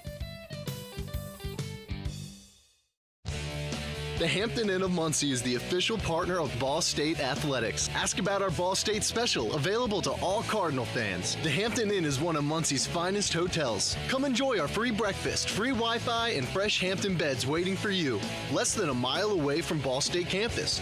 Don't forget to ask about our Ball State special. Search Hampton Inn of Muncie online at munciesuites.hamptonin.com. At munciesuites.hamptonin.com. Top of the fourth action here at Ball State Softball Stadium. I'm Roen Elbert, joined by my good friend and partner Dylan Budd. We're switching hats quite literally in roles as Brianna Severino is still in the circle for the Cardinals. Leading us off for Toledo is Sydney Griffith. 6-0 Cardinals are out in front. What can Toledo do to put a dent into this Ball State lead? Well, fortunately for the Rockets, right now in their batting order, they're at the 2, the 3, and the 4. Your three best hitters are likely going to be right here. It might drop off a little bit after that with the 5, 6 as it goes down, but Griffith is a great hitter. Vanderlucht is a power hitter in her own right, and Audrey Miller has done a great job in the designated player position. So if you're going to get any chance to get some runs and narrow this lead, this is probably your chance to do so. First pitch to Griffith. Swing and a drive, popped up in the shallow left center, caught by Peter Zach, the shortstop. 1 up, 1 down. So good of a catch that D-Bud almost fell down. Seen a lot of great plays from both shortstops today. Peter Zach and Enriquez have done great jobs of their own right. High-level shortstop play between these two as Kendra Vanderlucht comes on. Vanderlucht, she's 0 for 1 with a strikeout. Severino, she winds it up, the pitch. Inside with the fastball, just at the belt line. Misses for ball 1. Severino, what a day she's had after yesterday giving up 8 runs in the second inning to the same Rockets. Severino is dealing so far. Giving up no hits. Only person to advance is someone on an error at this point, but no hits to her name so far through 3 innings. Hopefully the announcer jinx doesn't come into play here. That's why I didn't mention it. That is exactly what. Oops. So it's not a perfect game considering that Rocket has gotten aboard via an error. The 2-0 misses high and away. 3-0 the count from Brianna Severino over to Vanderlucht. As we have a quick meeting of the minds, we see the first baseman Gibson saying something to Severino on this overcast day. Here's the recovery, 3-0. High and away, unable to recover. It's a lead, it's a walk for Kendra Vanderlucht with 1 away, and now that brings up Audrey Miller. Severino needed a strike, but on 3-0, and Griffith being such a good hitter, walking her on a 3-0 count isn't the end of the world, especially when you're up 6-0. Still no hits to Severino's name. And now you get Audrey Miller, the freshman sensation going into this game, batting .317, right-handed batter, righty pitcher. Runner on first, 1 away. Top of the fourth, first pitch. Well inside, catches the inside part of the zone for a strike. 0-1 the count. If you're just now tuning in, Ball State a 6-0 lead over Toledo here in the top of the fourth inning. Infield moving back just on the edge of the infield dirt. The 0-1 pitch. It's smacked, it's a chopper over to third base to Lau, sends it to second. Did she get her? No, she's safe, and Miller is safely in at first as well. So now 2 aboard for the Rockets and only 1 out. Samantha Bolding is going to step in at the 5-hole hitter for these Toledo Rockets. Now a runner in scoring position, and Miller on first. However, that's not the first hit of the day. That's still a fielder's choice, so the no-hitter's still alive. Severino, righty on righty, first pitch to Bolding. Popped in the air, right foul territory, and running out of room is Caitlin Gibson, the first baseman, over to the ESPN production truck. We continue with an 0-1 count from Severino over to Bolding. Louth made the choice to throw to second, try and get a tag from Mulholland, so it caused the fielder's choice ruling. No hits allowed for Severino yet. Bracamonte is talking to Samantha Bolding right now. I wonder what that conversation could be about with an 0-1 count. That is interesting, but I think it's the perfect time to talk about Samantha Bolding and what she's done prior to her time here at Toledo. It's astounding. From Eastern Hancock High School right here in the great state of Indiana, where she broke a myriad of records. She has the single-season home run record and career home run record at her high school. As a matter of fact, she was 6 home runs away before she graduated from breaking the Indiana State home run record. Incredible player in high school and has done a good job in her own right here, averaging .378, an OPS of .929. 0-1 going foul off to the left towards the Cardinal dugout. We continue with an 0-2 count to Bolding. Bolding leads the team in RBIs with 18. She's tied for first coming into the series. Potentially could get another one right here, as that runner on second, Vanderlucht, could potentially come home. Severino, she sets it up. The windup and the pitch. It's a chopper foul on the left side. We continue with an 0-2 count. Runners on first and second for Toledo. 6-0 Cardinals in the top of the 4th inning with 1 out. Very overcast day, wind blowing softly out to right field. It's a good day to be a lefty. The unfortunate part, not too many lefties for either squad. 0-2 pitch on the way, Severino. The windup. And it goes foul yet again, this time a lot further over towards the Cardinal bullpen on the left side. Another 0-2 count. Saw a few players duck. It looked like it almost went over that wall, but Gunter able to bring the ball in, get it back to Severino on an 0-2. We saw that Chirp Vision camera out there. Almost got a little bit of damage done to it as well. Hopefully everybody's safe. That poor slash camera in jeopardy. There you go. You know a thing or two. Severino. The 0-2 pitch. Here it comes.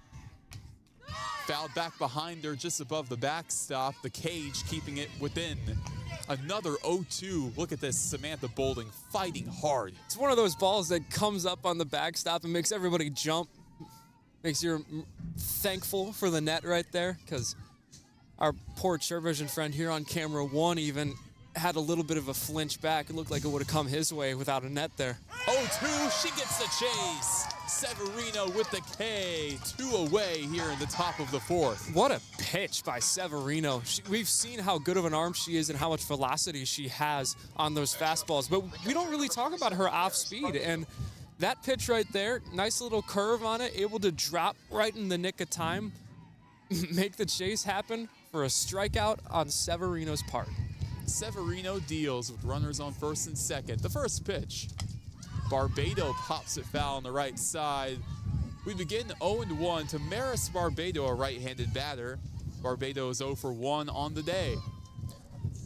Barbado in the last game, however, for Toledo, had a pretty solid outing herself.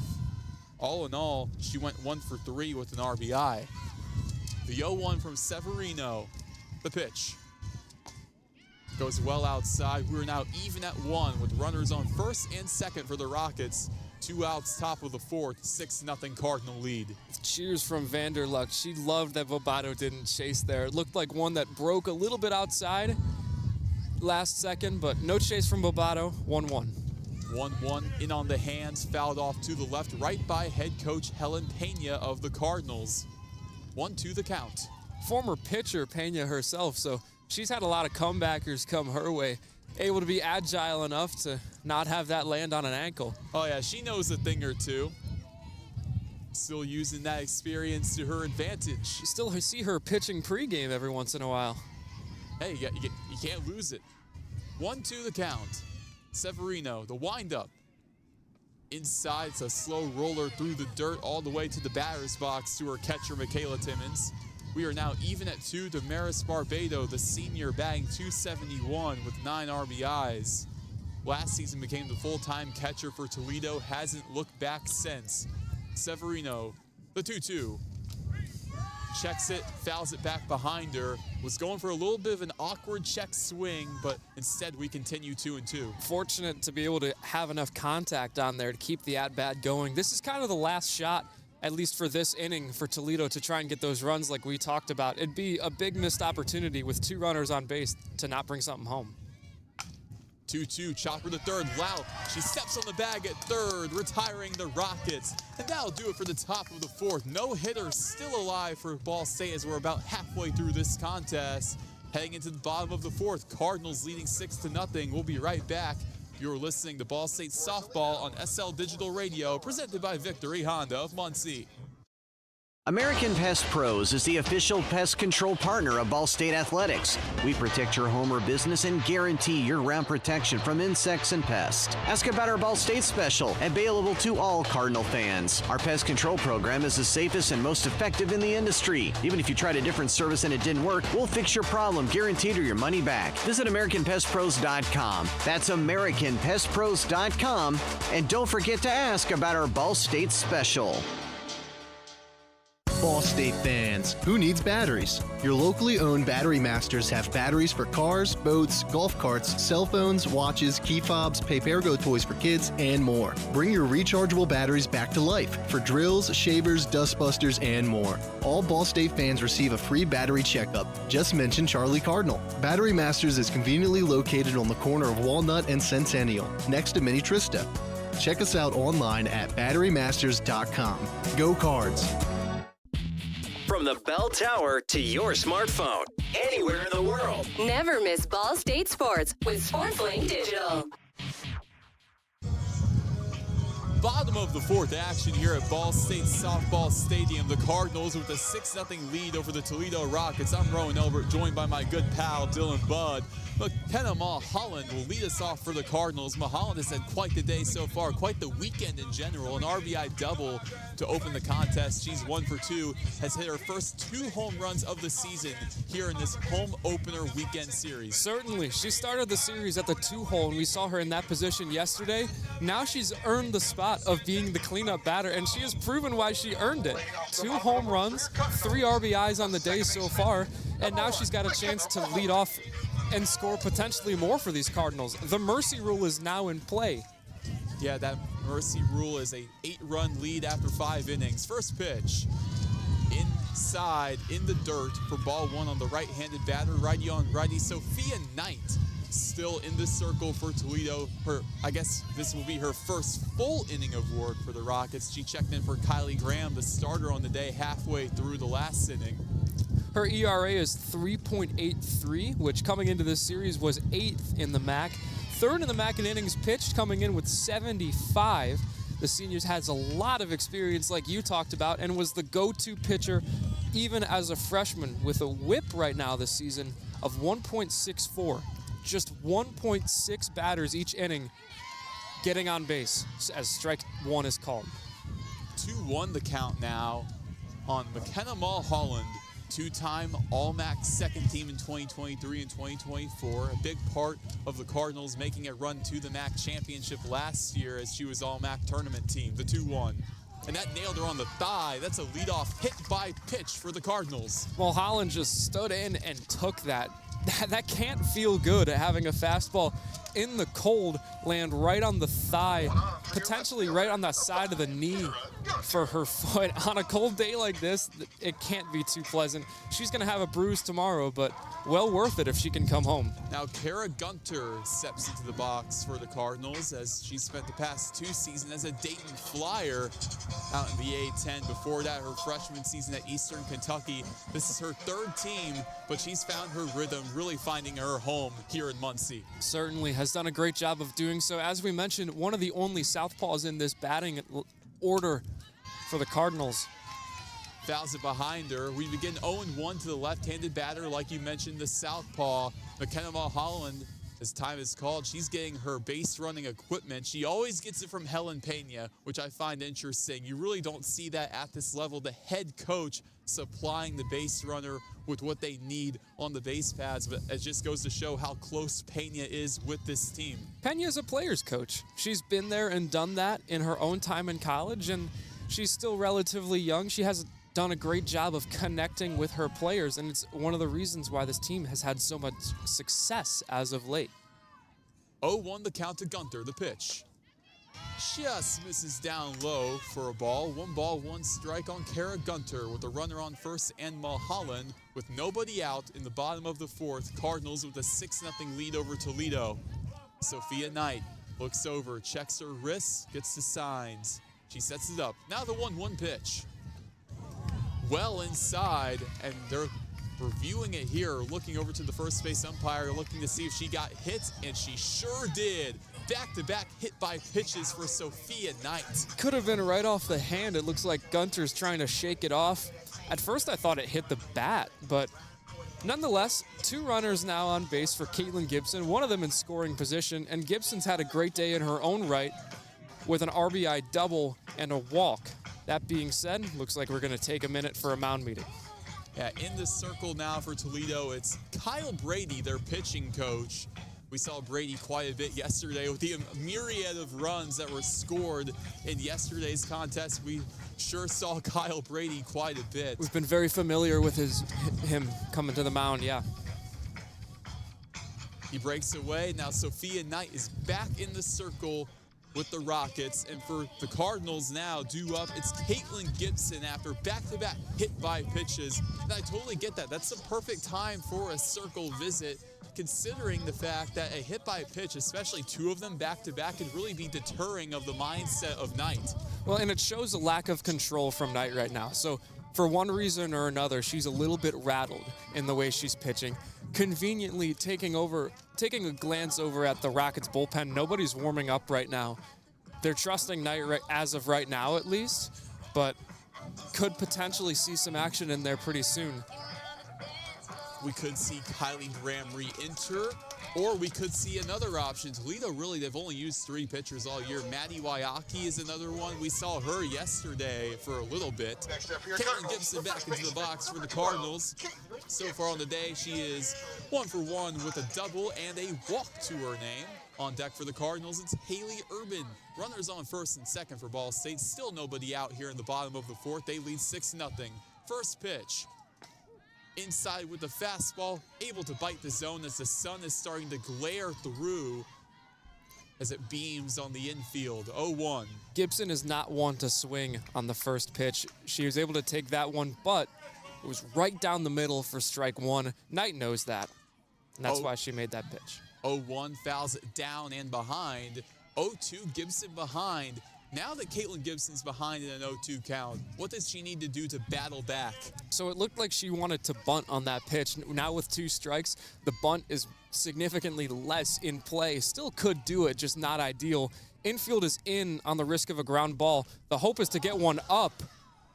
There's a hit by pitch. That's 3 in a row. That time on the thigh of Gibson. I feel like she was more angered by that than anything. Bases are loaded for Haley Urban with nobody out in the bottom of the 4th. Cardinals with a 6-run lead over the Rockets, 6-0. Immediately, Gibson had doubled over, able to walk to first in her own power, but it looks like a little bit kinder to that left side, walking kind of gingerly, appears to be on her hip. Would you look at that? Another pitching change. Back to Kylie Graham, who exited the first time around. This is what I love about the sport of softball compared to baseball. If you pull a guy in baseball, it's done. He's done for the day. However, in softball, you have the option to bring them back, and that's exactly what the Rockets are doing with Kylie Graham, who hasn't had much success on the day for herself either. Maybe with a trip to the bench, a chance to think things over, this is a little bit of redemption for her. Try and reel it in and get out of this inning with 2 runners in scoring position. Could you imagine if you could do that in baseball? Like, let me give you a scenario. Imagine Clayton Kershaw in his prime. You pull him after 3 innings, and then you bring him back in for the 8th and the 9th. Wouldn't that be something? That'd be incredible. Clayton Kershaw could be the starting pitcher and the closer. Oh, yeah. Could you picture that? That's why I love softball so much, because you have that scenario in play. Technically speaking, if you wanted, if a pitcher has really good stuff in the first 2-3 innings and you are really confident in your bullpen pieces, hey, you can be like, all right, we're going to save you for the final innings, potentially. I could tell you as a Chicago Cubs fan, that'd give us a lot more wins. A lot of struggles in that bullpen, but, man, we could get Shota in for another inning. Hey, there's a couple of those losses are results of my Dodgers. Yeah. Bases are loaded for Haley Urban here in the bottom of the fourth. Nobody out. Cardinals a 6-0 lead. Kylie Graham set for her first pitch to Urban. Here it comes. In the dirt, gets away to the left. Mulholland coming in full steam ahead to home. 7-0 Cardinals, 2 in scoring position now. The only positive for the Rockets here is there's one less runner on the bases. Now there's 2 in scoring position, but there isn't a threat on first. A negative for the Rockets is a positive for the Rockets is that there are still force outs on most spots. It's a force out at first. When bases loaded, there's force outs everywhere. Yeah, there really is. It's a 2-0 count now to Urban. It's in the dirt. Ball State with the potential to break this wide open if it really hasn't already. Maddie Weaver back on deck for the Cardinals, substituting back in after Abby Noble was in for her pinch hitting. 2-0 the count, the pitch. Urban fouls it right back down. 2 balls and 1 strike. Urban a little bit behind that, but at the same time, Urban really getting a bit more aggressive as the count moves forward. That softball bounced around like a pinball machine. Went off the bat of Urban, off the chest protector of Bobato, off the hip of Urban. Had to pick it up behind her. 2 balls and 1 strike on Haley Urban. Here's the pitch. Smacks it, ground ball to second base. Griffith collects, sends it to first. They got Urban, however, it's a sacrifice. Cardinals bring in Gunter. It's now 8-0 Ball State. Now that brings up Maddie Weaver with a runner on third and 1 out here in this bottom of the fourth inning. The sac fly in play with that runner on third. Cardinals are in mercy rule talks now, because all they need now is to shut out Toledo in the top of the 5th, and this game is over. Weaver stands in with a left-handed pitcher. First pitch. Cranks it. It's a chopper to third base. Appley collects. Sends it to first. They got her for the second out. So now 2 away. Kylie Graham gets back-to-back crucial outs, but still 8-0 Cardinals. And now at this point, you go to Mandy Louth, who is on one today. She has all in all 3 RBIs, I should say, with a 2-run home run and an RBI double. The story of the Cardinals today is no matter where you go in the lineup, there is a threat at each spot in the inning. Louth, even at the 9-hole, has done such a great job. Gibson, who has had some struggles throughout the season, has had a great game today. McKenna Mulholland has been on fire in this series. Pops up away, gets behind the catcher Barbado, and in comes the Cardinals with another run, making it 9-0. Ball State, yet another run right there. Caitlin Gibson coming in from home. All smiles from Caitlin Gibson as she enters the dugout. Gibby, they call her on the team. Kylie Graham sets it up 1-0. Low and away, misses the Louth for ball 2. Now this is becoming a situation for a 9-hole hitter for the Cardinals. Now maybe you pitch around her. This is interesting. That's a good point as well. With 2 outs, I don't know how much of a risk reward that would really be, but certainly an option on the table at this point, especially with a count at 2-0. The 2-0 pitch. Misses low, and that's with the way she's been playing, it seems like it's more and more of a possibility. And this is the struggle with the Rockets, that it could be an intentional walk here, but with both Graham and Knight coming in, neither one of them have had success today. That's why the Cardinals are up 9-0, and the Rockets haven't been able to respond. 3-0 the count. Graham heaves it up. It's low. Louth advances to first base, and up comes the top of the order for the Cardinals and Maya Peterzak. Peterzak, last time around, she advanced off of an error. All in all, she is 1 for 2 today with a runner on first. Cardinals, they'll look to finish this in the top of the 5th. with the run rule. They lead 9-0 over Toledo at the current moment with 2 away here. And right now, even with it being the 9-1-2 in the order, this is probably the scariest spot in the lineup because Louth has done such a great job today. Peterzak is one of the best batters, and Michaela Timmons, we can go on and on about how great she is for this team. Strike found on the outside corner. Owen won the count with Louth on first. 2 outs here in the top of the 5th. 9-0 Ball State. Graham sets it up, the pitch. It's low in the dirt. Barbado on 2 knees to get a hold of it. 1 ball, 1 strike. With Michaela Timmons on deck for the Cardinals, you know it can be very dangerous. Kylie Graham looks over at first. Now at her wrist, she's ready to fire on the 1-1 count. Drops low, a little bit too low. 2 balls, 1 strike. Looked like Louth was really getting ready to take off there. Didn't do so, but steal opportunity for the third baseman. It would be her 3rd stolen base of the season. She is yet to be caught stealing this year. Now Kylie Graham, the windup. 2-1 pitch, misses low and away. 3 balls, 1 strike on Maya Peterzak, who goes into this game with a .462 on-base percentage, coupled with her .364 average. Great consistency that she has shown all year, not just on the bats, but fielding as well. She's done a great job defensively. The 3-1 is low. Peterzak takes a trip to first base. Louth on second, and up comes Michaela Timmons with 2 outs.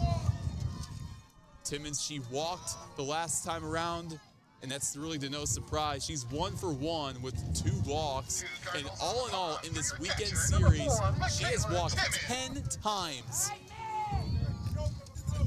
Fans are getting a little chippy now, getting ready for a potential walk here from Michaela Timmons. Could be another situation of bases loaded with Whitney. First pitch, take a guess. It's outside. Barbados standing up, the catcher. You know exactly what this is. The fans are getting rowdy because they know Toledo. They are afraid of Michaela Timmons. I'm just going to say it.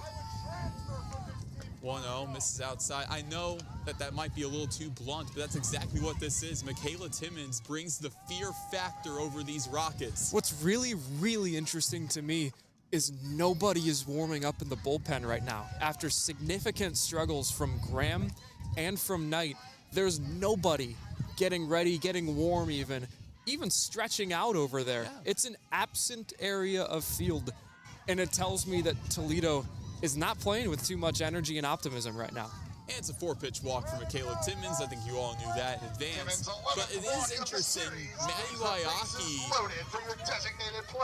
they could have used her in that situation. But here we go, Ella Whitney, bases loaded, 2 outs, bottom of the 4th, Cardinals a 9-0 lead. Whitney looking to pour it on, even more so for Ball State. Loud cheers for a Timmons walk. Bases loaded for Whitney. Could we get to double digits here? That is the question. The first pitch, low and away, misses for ball 1 on Whitney. Whitney, a right-handed batter against a lefty pitcher in Graham. All in all today, Ella Whitney is 0 for 3. She's looking to turn the tides with her stat sheet today. Wind blowing softly out to the right, 1-0. Rises high at head level for Whitney.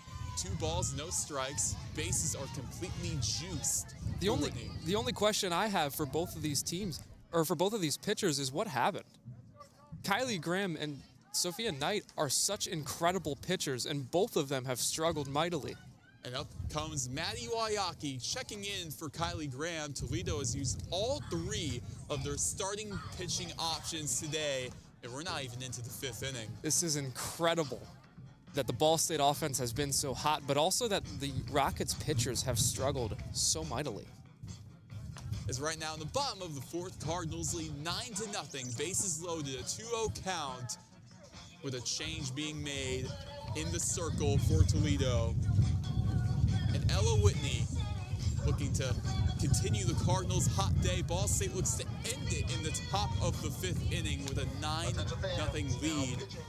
It's also worth noting, and I know we've already mentioned it, we've already put the jinx in. Ball State with a no-hitter going in. Brianna Severino with a no-hitter. The Cardinals are red hot on both ends. Maddie Ayaki, with 20.1 innings pitched, has a 6.54 ERA, 1.92 WHIP. 0 for 2 record as a pitcher, but a little bit of optimism in the fact that she has 15 strikeouts and just 9 walks. Opponent's batting average is around 350 coming into this series, but at this point, statistically, it doesn't sound too ideal, but right now with the way Graham and Knight are both playing, they both could be really tired. It could be cold. There could be lack of momentum in that dugout, but you need a pitching change, and Maddie Ayaki is it. Yeah, you really have no choice. You go from Knight, you go from Graham to Knight to Graham, now back to Ayaki. Bases loaded now for Ella Whitney in a 2-0 count. 2 away here in the bottom of the 4th inning. Ball State with a 9-0 lead over Toledo. An absolute bludgeoning thus far. Ayaki, first pitch. Able to catch it on the outside corner. 2 balls, 1 strike. For Ella Whitney on deck for the Cardinals, it's McKenna Mulholland. Mulholland's had the hot hand today for Ball State. Ayaki looks down at her wrist. The pitch. Smacks it, foul on the left side. 2-2 the count. Would have made it into the Cardinals bullpen if that fence wasn't open. Yeah, I know, and that's been an issue on the right foul territory with that fence being open and being unable to close it completely. It's okay. None of the pitchers are warming up in there anyhow, so yes, less of a threat to potentially hurt a player. 2 balls, 2 strikes. The pitch to Whitney. Takes it outside. Full count at the plate. Whitney looking for a potential RBI walk to make it 10-0 Cardinals, which would further the cushion for Ball State to get it done in the top of the 5th via run rule. Also, it is worth noting that no-hitter is on the line for Severino. 3-2, takes it low, no, they got her looking with a backwards K, a very 50-50 call. Now that'll send us into the top of the 5th inning. 9-0 Ball State. Bree Severino looking to make history with a no-hitter for the Cardinals through 5 innings. As they can look to finish this in the top of the 5th via run rule. We'll be right back. You're listening to Ball State Softball on SL Digital Radio, presented by Victory Honda of Muncie. American Pest Pros is the official pest control partner of Ball State Athletics. We protect your home or business and guarantee year-round protection from insects and pests. Ask about our Ball State special, available to all Cardinal fans. Our pest control program is the safest and most effective in the industry. Even if you tried a different service and it didn't work, we'll fix your problem, guaranteed, or your money back. Visit AmericanPestPros.com. That's AmericanPestPros.com. And don't forget to ask about our Ball State special. Ball State fans, who needs batteries? Your locally owned Battery Masters have batteries for cars, boats, golf carts, cell phones, watches, key fobs, Pay-Per-Go toys for kids, and more. Bring your rechargeable batteries back to life for drills, shavers, dustbusters, and more. All Ball State fans receive a free battery checkup. Just mention Charlie Cardinal. Battery Masters is conveniently located on the corner of Walnut and Centennial, next to Mini Trista. Check us out online at batterymasters.com. Go Cards! Back with top of the 5th action. Ball State looking to end it here via run rule. They lead 9-0 over Toledo. Up for the Rockets, it's Madison McKay due up, who is 0 for 1 today. And then up after that is Eliza Maloney and Peyton Abilene. 7, 8, and 9 in Toledo's lineup. And for Bree Severino, she is looking for a no-hitter. The Cardinals looking for a no-hitter via the run rule as well. Severino, the freshman, who has made quite the impact in her Ball State career so far, gave up 8 runs yesterday, looking to do the exact opposite today. This Cardinals team today has been a lot like the song Rattlin' Bog we've just been hearing. There's one thing after another, after another, after another. And looking out on this field, seeing the players that have contributed significantly. Mulholland has had some. Severino's doing a great job. Gibson's doing a great job. Every single one of these players has had an incredible game. The first pitch. The windup, it's inside in the dirt for ball 1. 1-0 the count from Severino to McKay.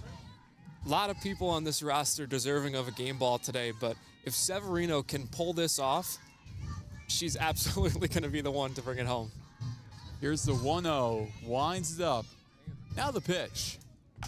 It's smacked on the left field side, gets through, and that's the first base hit for the Rockets. Madison McKay breaking the no-hitter. You can't make this up. So, in a moment like this, the no-hitter's broken, still up 9-0, all is not lost. But you know what's just a little bit worse than a no-hitter? A one-hitter. Yes. Now that's the goal for Severino. Get only one hit on the day. Here comes Eliza Maloney. There's still an opportunity to do that. A Maloney stepping in. And for Severino, it has to be frustrating. The crowd very disappointed as well, as they should be. Severino, though, giving up the leadoff hit to McKay. It's probably our fault. We did mention it. You're not allowed to mention it, I guess. Sorry, Bree. Severino, the windup, first pitch. And it lands on the thigh of Maloney, a hit by pitch. Now with nobody out here in the top of the 5th inning, Severino, she's got to get that command back under control. And now pinch hitting for the Toledo Rockets is number 25, Jenna Bloomfield. A lot of reps at third base this year, average of .222, OPS of .765, 7 RBIs and 3 home runs, 11 starts at third, but a lot of pinch hitter reps that we've seen throughout the year, and this is another opportunity to do just that. What we saw yesterday from Bloomfield was she pinch hit in the game, and then after that, she pinch hit, she got on base, and then the batter, Maloney, who she pinch hit for, came in to pinch run for her. It was a very odd situation. Here we go, right-handed pitcher, right-handed batter with runners on first and second here at the top of the 5th. Ball State 9-0 lead. Severino winds up and deals. Inside with a fastball, misses low for ball 1. 1-0 our count. That wind blowing softly out to right field. Sun starting to peek through these clouds on an overcast day here in Muncie, Indiana. 1-0 from Severino. Deals low and away, 2 balls, no strikes. Severino looking to bounce back after her no-hitter was ruined by Madison McKay. Unfortunate, but at the end of the day, a win is still a win. And if Severino can do that here, it's still a great day for her. Misses well outside, 3-0 the count. I'm sure she knows that. I'm sure this entire Ball State team knows that, hey, getting the win is priority number 1. 3-0 the count. Severino looking to avoid her 3rd walk of the day to Bloomfield. The pitch. Able to catch the zone right down the gut. 3 balls and 1 strike. It's still amazing when you realize that Bree Severino is still a true freshman. There's a lot of time for her to have some sort of accolade like a no-hitter, potentially a perfect game. To even have 1 hit in a game like this is already incredible for the status that she's in. I think a full circle moment would be if we're on the call when she eventually ends up doing it. Or maybe we're just bad luck and the next game she is in the circle and it won't be us on call. She's going to do it. Well, Roen, you and I are both freshmen and so is Bree, so it's not entirely out of the ordinary. 3-1, a no-doubter off the bat of Jenna Bloomfield into left center. 3-run bomb for the Rockets. Run rule, no. 9-3, the score. Cardinals still in front. Bloomfield, her 4th bomb of the season. And that's why the Rockets put her in as a pinch hitter, because she has the potential to do exactly that every time she steps into the batter's box. Amazing play from her to bring this team a glimpse of life, and we're going to go on past 5 innings, Roen. It is worth noting that even if the Cardinals were to have an advantage of 8 runs or more and they finish the 6th inning too, the game would still be over, and the game, knock on wood, barring extra innings, will be over after 7. Eli Enriquez into the box for Toledo. The shortstop, Severino, first pitch. Lined out into center field, gets down in right center.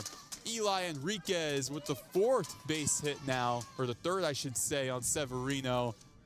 Now the wheels kind of starting to fall off. You can kind of get the sense. Little bit of momentum has been drained on this Cardinals team as Helen Pena comes to the circle to talk to Severino. Potentially a mound meeting. Could see someone start to get warm in the bullpen. But great day from Severino as a whole, even with that home run shot. The Cardinals now have to maintain that momentum, get out of this inning, put up a little bit more on the bats, and could potentially still get out of here after 6. Yeah, it's hard to deny that Severino has still had a great day despite this rocky top of the 5th. But now you have to face Sidney Griffith, who was all MAC first team last season. You really need to lock in with runners on first for Toledo and Eli Enriquez. Enriquez, in the few games she's played, she's only played 10 up to this point, 10 stolen bases, so 1 stolen bag per game for her. Let's see if she can continue the trend. First pitch rises up high for ball 1. Unable to go down just to touch the tip of the strike zone there. Unfortunate start to this at-bat that Severino really needs to turn this around. Severino looks over. The runner on first and Enriquez. The 1-0 pitch. Misses down low for ball 2. It's a 2-0 count. Still nobody out here in the top of the 5th.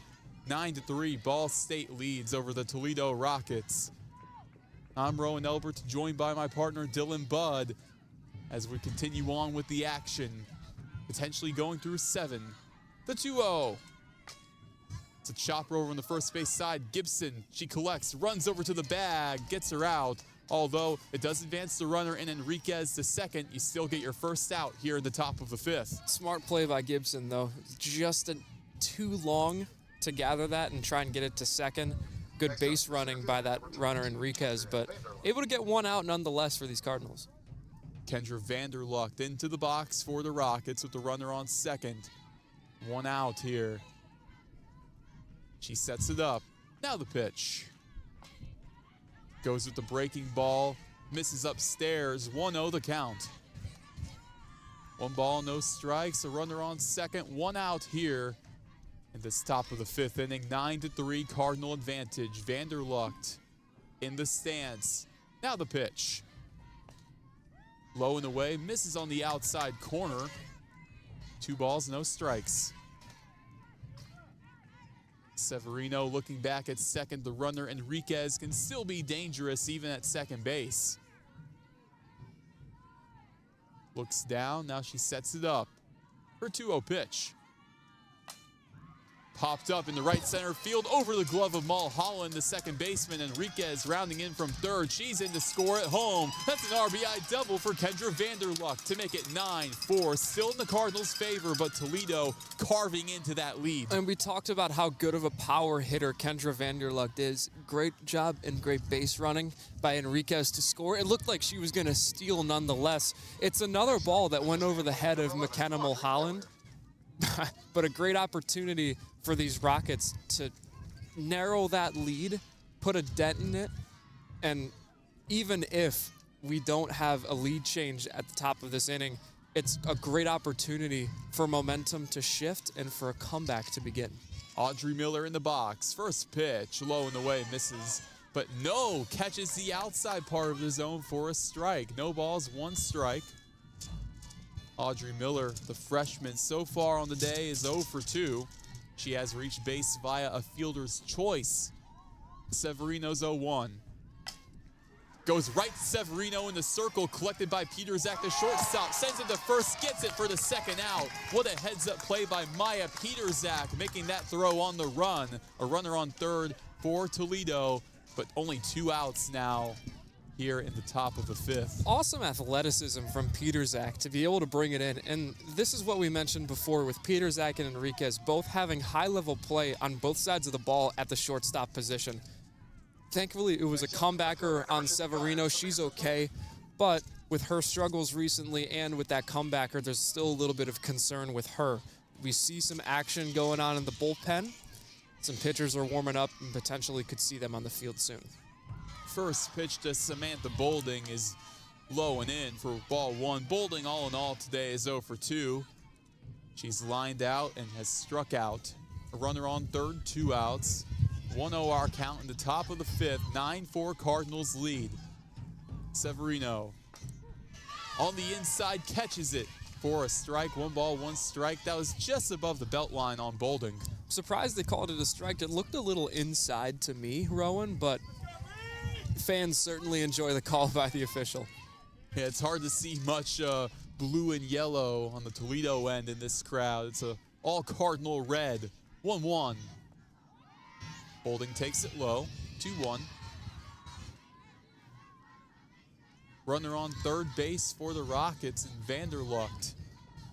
9-4. Toledo trailing, but they've tacked on 4 runs in this top of the 5th to make it a ball game yet again with their backs against the wall with the run rule.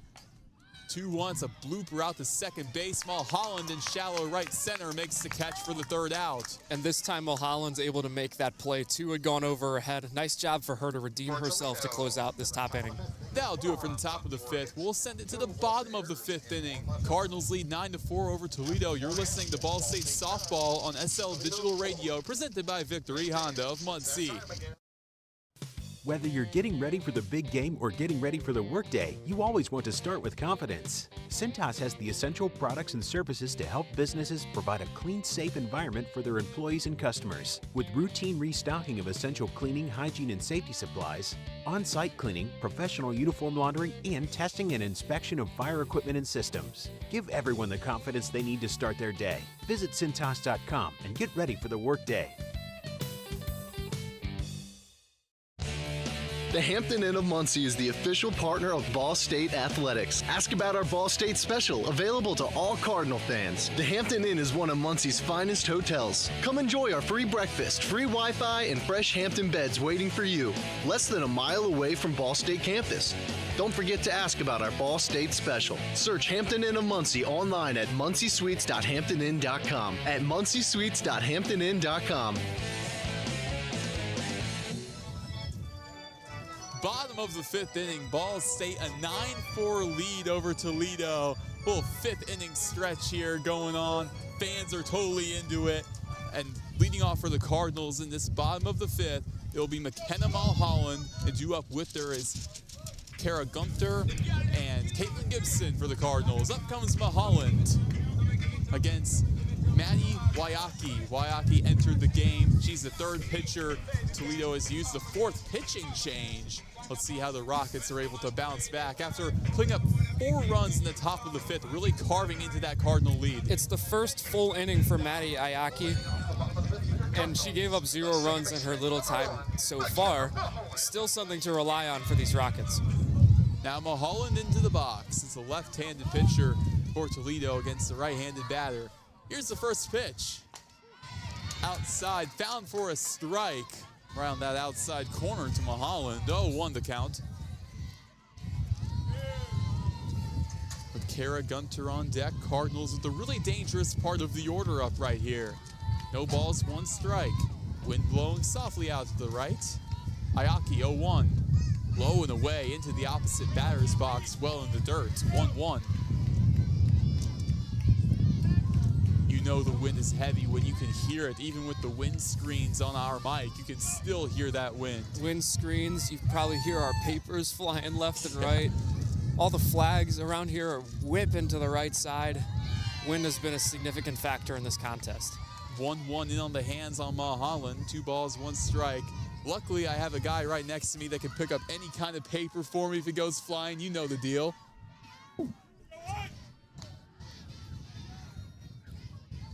Ayaki, the windup, keeps it in check, but still a strike on the outside corner. 2 balls, 2 strikes on Mulholland, trying to remain patient that time around, but a little bit too much patience, it appears.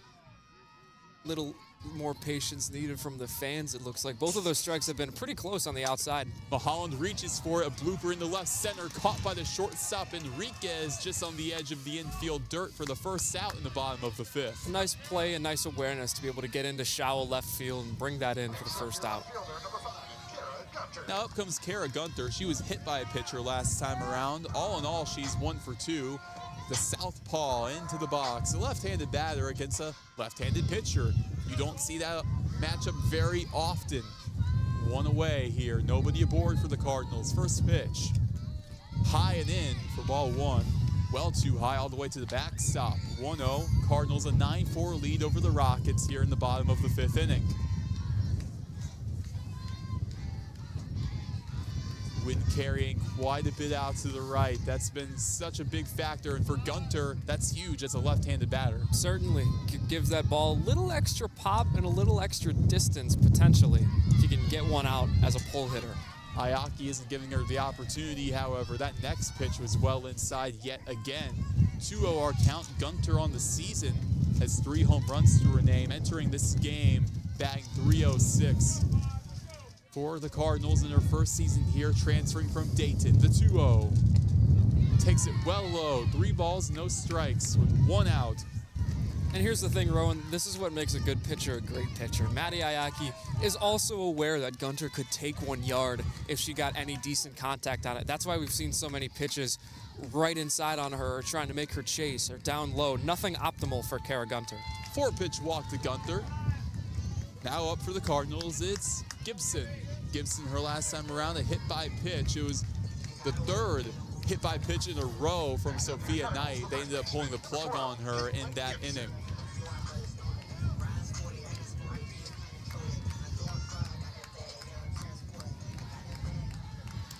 Right-handed batter in Caitlin Gibson with the runner on first. 1 out here in this bottom of the 5th. The first pitch shows bunt, pulls it away at the last second. It's up high for ball 1. And Gibson is already someone that has bunted earlier on in this series. She had a good one to advance a runner yesterday against Toledo. Tried to do it earlier in an at-bat, but that was the one where she got hit on the 3rd pitch. Waiaki's 1-0. Back to the bunt, catches the outside of the plate. 1 ball, 1 strike to Caitlin Gibson with Gunter on first base and 1 out. And it should be reminded that if this gets to 2 strikes, the bunt is out of play. If that ball goes foul, it's considered an out. Ayaki looks down at her wrist, gets her signs. Now the 1-1 pitch. Well inside at the knees to the right-handed batter, Gibson. 2-1 our count. Gibson almost had another one hit her leg. And she was quite frustrated after the first one hit her leg, and you don't see that from her too often. She's someone that's always smiling on the field, someone that brings so much energy and positivity. 2-1, belted foul on the left side. We continue with a 2-2 count. In an interview with Coach Helen Pena, we brought her into the SportsLink studio, and she had said that Gibson is a ray of sunshine on this team. It provides so much positivity, but the biggest word she gave for Caitlin was light. She brings light and optimism to this squad. 2-2 check swing on the outside. No, they got her for strike 3. 2nd out here in this bottom of the 5th. And Haley Urban now up to bat, looking to get a 2-out rally going for the Cardinals with a runner on first. 9-4, ball safe the lead. A bit of protest from Gibson, but still believe she went around at least enough to call strike 3. Good call from the officials, even though the fans may not like it. Ayaki looking over, getting her signs. Sets it up, first pitch. Well outside to Urban, we begin 1-0. Urban, her last time around, grounded out to second base. She's 1 for 3 today with 2 RBIs. That RBI double was huge for Ball State in that 3rd inning.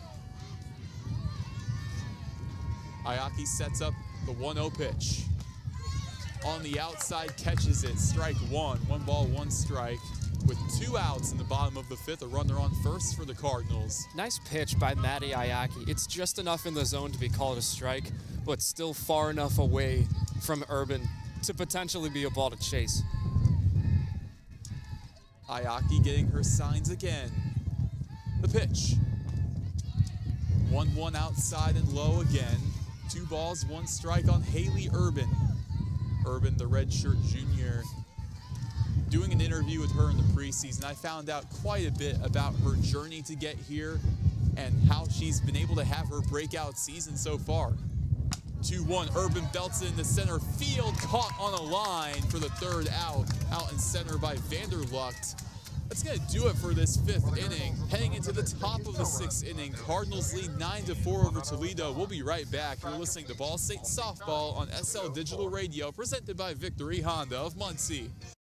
American Pest Pros is the official pest control partner of Ball State Athletics. We protect your home or business and guarantee year-round protection from insects and pests. Ask about our Ball State special, available to all Cardinal fans. Our pest control program is the safest and most effective in the industry. Even if you tried a different service and it didn't work, we'll fix your problem, guaranteed, or your money back. Visit AmericanPestPros.com. That's AmericanPestPros.com.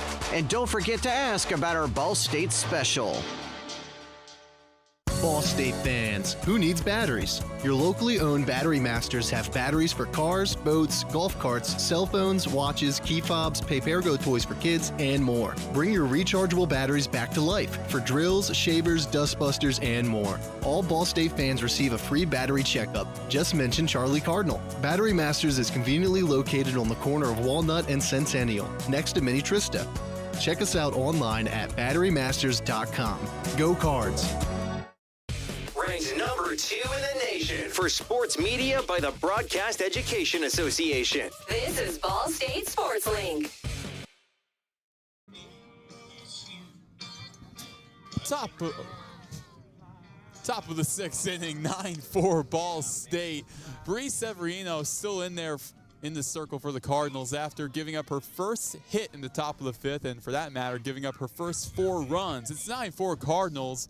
Ball State's still looking to finish the Rockets and avoid falling in this series 2-1. Two catchers will meet each other to start the 6th inning. Maris Bobato will step into the plate right by Michaela Timmons, the Ball State catcher. Barbado into the box. A 271 average going into this game. All in all, she's 0 for 1 today. First pitch to her. Goes fastball. It's popped up on the first base line. Weaver, the right fielder, is on it. She makes the catch right on the tightrope for the first out. Now up comes Madison McKay, who has become sort of a villain here at Ball State Softball Stadium for ending the no-hitter of Bree Severino in the last inning.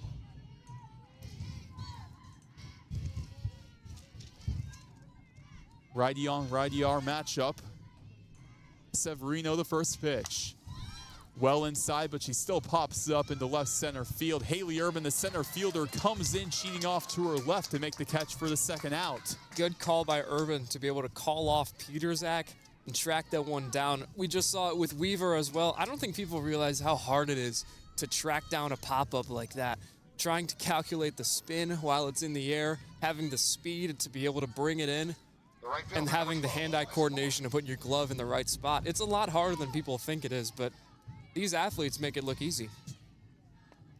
First pitch misses low and away, and I have a story about that. I was actually at a baseball game a couple weeks ago, and there was a fly ball heading right towards the crowd, and they're like, watch for it, watch for it. I'm like, I can't see it. I can't imagine what they feel out in the outfield. Severino's 1-0 to Maloney. Outside, caught for a strike. 1 ball, 1 strike. Catching a softball or a baseball, very difficult to just be able to catch in the air. As soon as it comes off the bat, it takes a little bit to register where it is because it's coming off so quickly, and then you're missing an extra beat to track it down. 1-1, Maloney skies it foul on the left side. 1-2, Severino has her where she wants her, looking for a quick 1-2-3 inning to get out of this top of the 6th. And at that point, Toledo, if they can't get anybody aboard here, they would be down to their final 3 outs in the top frame of the 7th. Whoever's on that slash camera for Chirp Vision has had a few balls come their way now.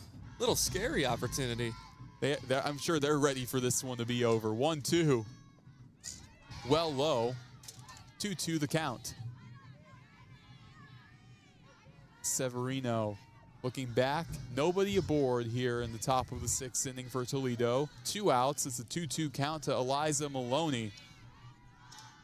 Bree Severino checking her wrist, getting her signs. The 2-2 pitch.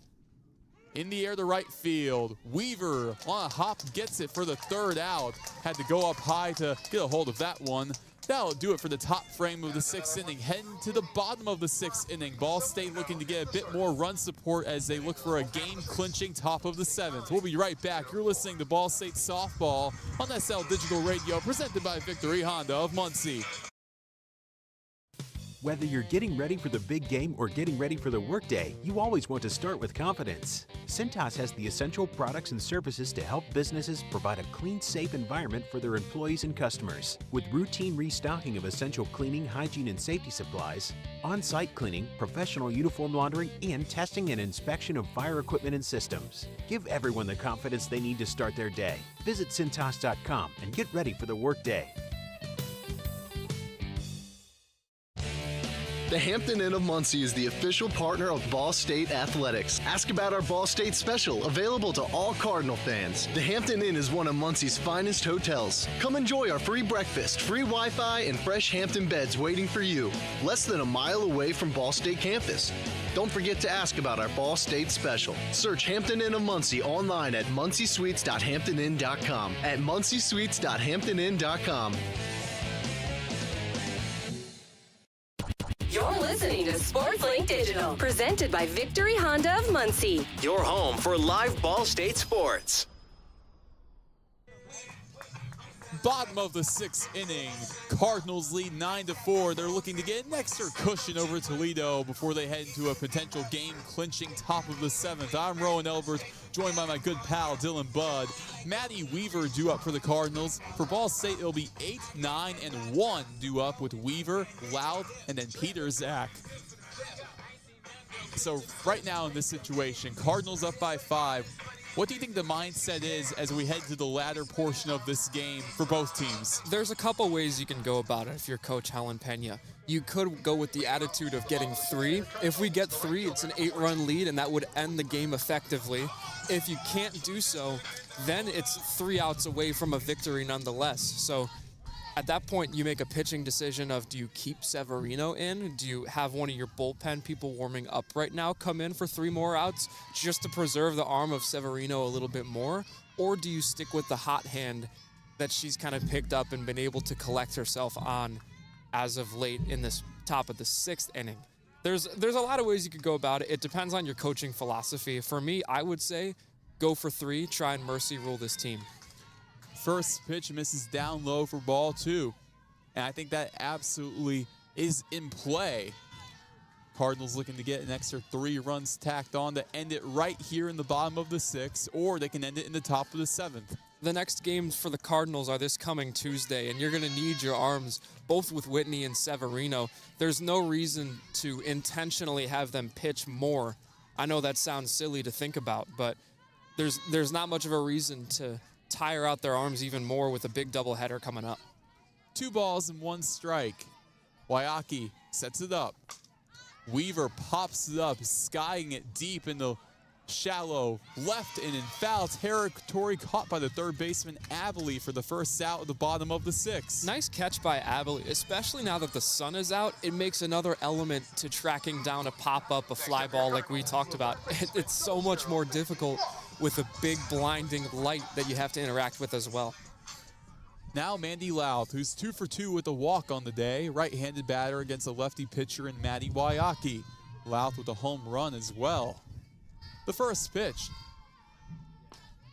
misses low and straight away for ball 1 on Mandy Louth, coming from Avon High School, former Avon Oriole.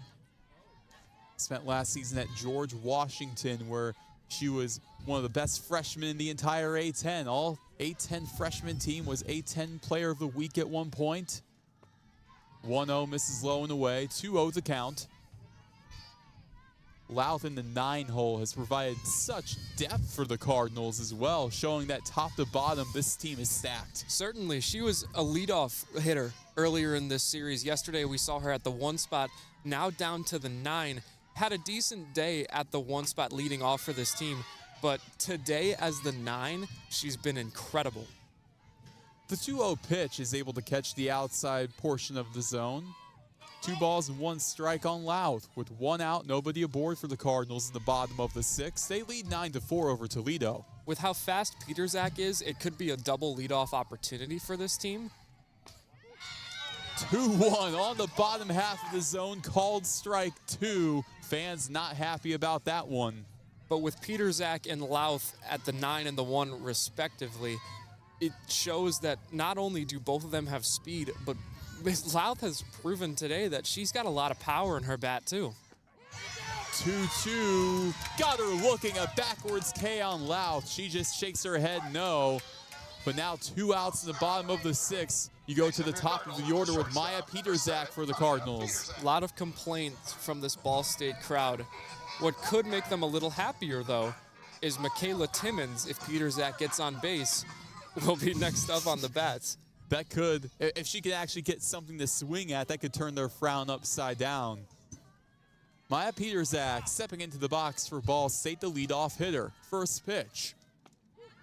Inside, called for a strike again, in on the hands. If we want to play hypotheticals, in the bottom of the 6th, or in the top of the 7th, excuse me, if Toledo comes back, scores 5 runs, it's 9-9. Even if they go ahead double digits, Michaela Timmons could, in theory, be the leadoff batter, which there isn't much of a better opportunity for Ball State. It's likely a free base runner.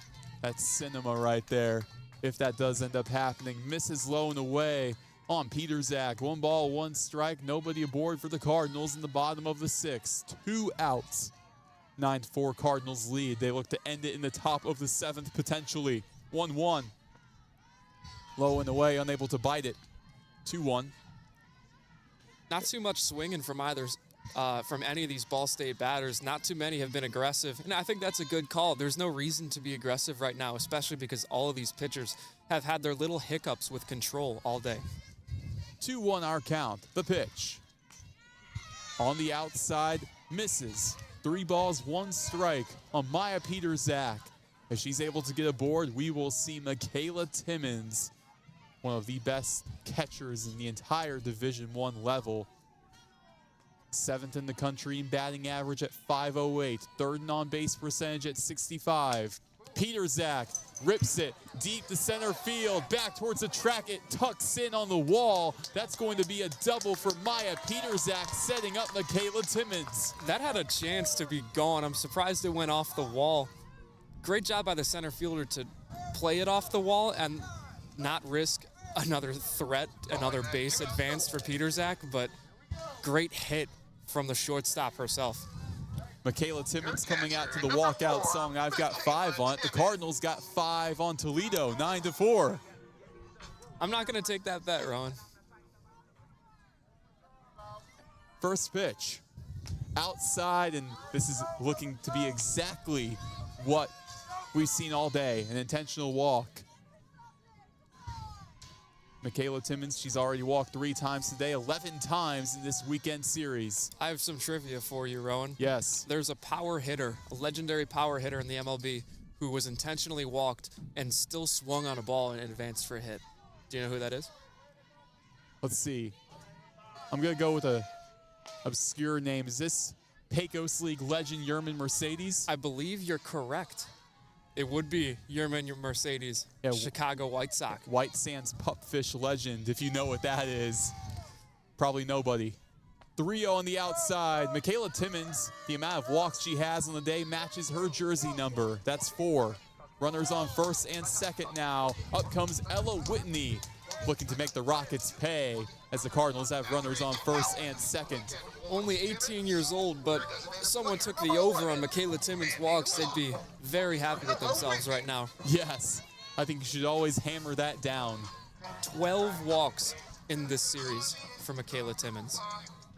You can't make that up, and that on-base percentage, she hasn't gotten out at all. It's a 100 on base in this entire weekend series. You can't make that up. One for one, home run, 12 walks.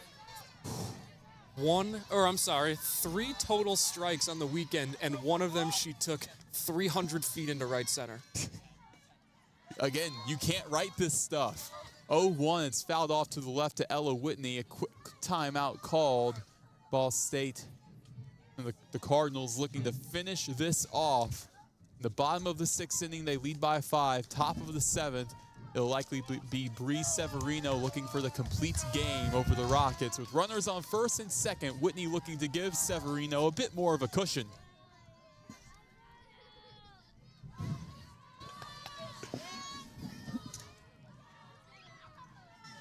On deck for the Cardinals, it's Mulholland.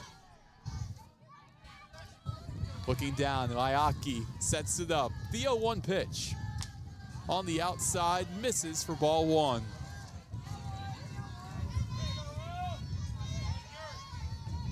You got Timmons on first, Peterzak on second. There's not much to lose here for the Cardinals. I wonder if that third base coach for Ball State is telling Whitney, if you have an opportunity, swing for the fences. They don't give it to her that time. 1-1 at head level. 2 balls, 1 strike on Ella Whitney. Cardinals a 5-run advantage.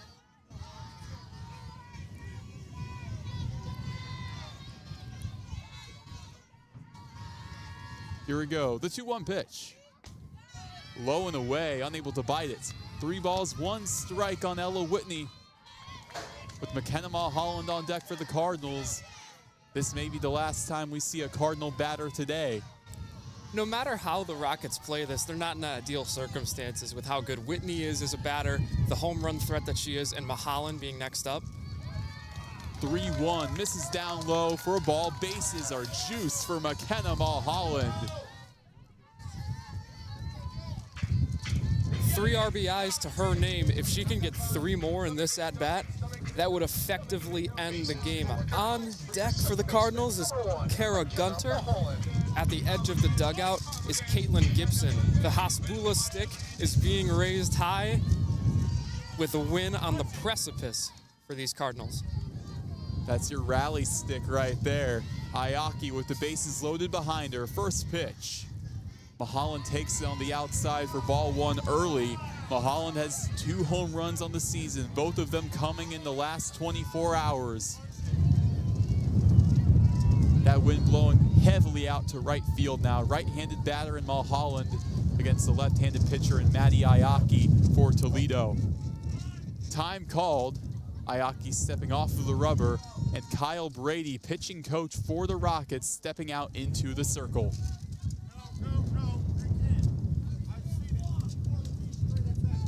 And I wonder what Brady is saying to Ayaki in this circle right now. There's not much that you can do with bases loaded and someone with the hot hand that McKenna Mulholland has at this moment. Already has a grand slam in this series. Be amazing if she could get another one, but an RBI alone would still be great for this team. Mulholland back into the box for the Cardinals against Maddie Ayaki with the bases loaded. Ball State, 1 swing of the bat from ending this via run rule in the bottom of the 6th. Also Toledo, they are 3 whiffs away from sending this to the top of the 7th. Either way, Cardinals control their destiny. 1-0, unable to check her swing on the outside. 1 ball, 1 strike now to McKenna Mulholland. Certainly was thinking about it there, and we saw that with the swing of the bat. Just enough to go around. Call strike 1 here. Here we go. Ayaki sets it up. The 1-1 pitch. Mulholland rips it foul on the left side, a slow roller. 1-2 the count. Ayaki 1 strike away from sending this to the top of the 7th. Looking at the swing angle, looking at how Mulholland is loading up on her right leg, she absolutely wants this gone. She's not looking for contact. She's looking for a walk-off. 1-2 the count. The pitch. On the outside, Mulholland looks. 2-2 with the bases loaded. The Cardinals are 1 swing of the bat from ending this via run rule. Kara Gunter on deck for Ball State. Ayaki and really all of Toledo's pitching has struggled today for that matter. She looks down. Now the 2-2 sets it up to Mulholland. Swing and a miss. Whiffs her. That'll do it for the 6th inning. And we saw, man, she swung with everything she had on that. Great move by Maddie Ayaki to call for the chase on that. But Mulholland, she really wanted that pitch. There's no reason to not be gun-shy in that situation. Nothing against Mulholland. Now it's 3 outs away. Have to trust Severino to bring this home. And that'll do it for the 6th inning. Ball State looking to close it out. Top of the 7th. They lead 9-4. We'll be right back. You're listening to Ball State Softball on SL Digital Radio, presented by Victory Honda of Muncie. American Pest Pros is the official pest control partner of Ball State Athletics. We protect your home or business and guarantee year-round protection from insects and pests. Ask about our Ball State special, available to all Cardinal fans. Our pest control program is the safest and most effective in the industry. Even if you tried a different service and it didn't work, we'll fix your problem, guaranteed, or your money back. Visit AmericanPestPros.com. That's AmericanPestPros.com. And don't forget to ask about our Ball State special. Ball State fans, who needs batteries? Your locally owned Battery Masters have batteries for cars, boats, golf carts, cell phones, watches, key fobs, Papergo toys for kids, and more. Bring your rechargeable batteries back to life for drills, shavers, dustbusters, and more. All Ball State fans receive a free battery checkup. Just mention Charlie Cardinal. Battery Masters is conveniently located on the corner of Walnut and Centennial, next to Mini Trista. Check us out online at batterymasters.com. Go Cards! Top of the 7th, Ball State looking to finish this over the Toledo Rockets. They lead 9-4. I'm Roen Elbert, joined by my good friend Dylan Budd. Peyton Abley into the box for Toledo in the 9-hole spot. It'll be 9-1-2 due up for the Rockets. Abley, Enriquez, and Griffith against Bree Severino, who took a no-hitter into the 5th inning. What does Ball State need to do to finish the Rockets? You have to trust in Bree Severino, and by that, Bree Severino has to trust in herself. This is a moment with a lot of nerves if you're a freshman pitcher for a D1 school. She's had a great game. There was one hiccup in the 5th inning, gave up 4 runs in that outing, but she's done lights out in 6 other innings of this contest. If she can trust her stuff and continue to do what she does best, that's what's going to be the nail in the coffin. First pitch rises up high for ball 1 on Abley. So far today, Peyton Abley is 0 for 1. She was pinch hit out for Jenna Bloomfield the last time around, and Bloomfield took it yard to dead center for a 3-run shot. 3 of the 4 runs that Severino gave up today. 1-0 fouled back behind her, 1 ball, 1 strike, and that's why you can't put too much weight onto that stat, because you know that one swing of the bat can change that run total from 1 to 4. Certainly. It's one of the most amazing things about baseball and softball.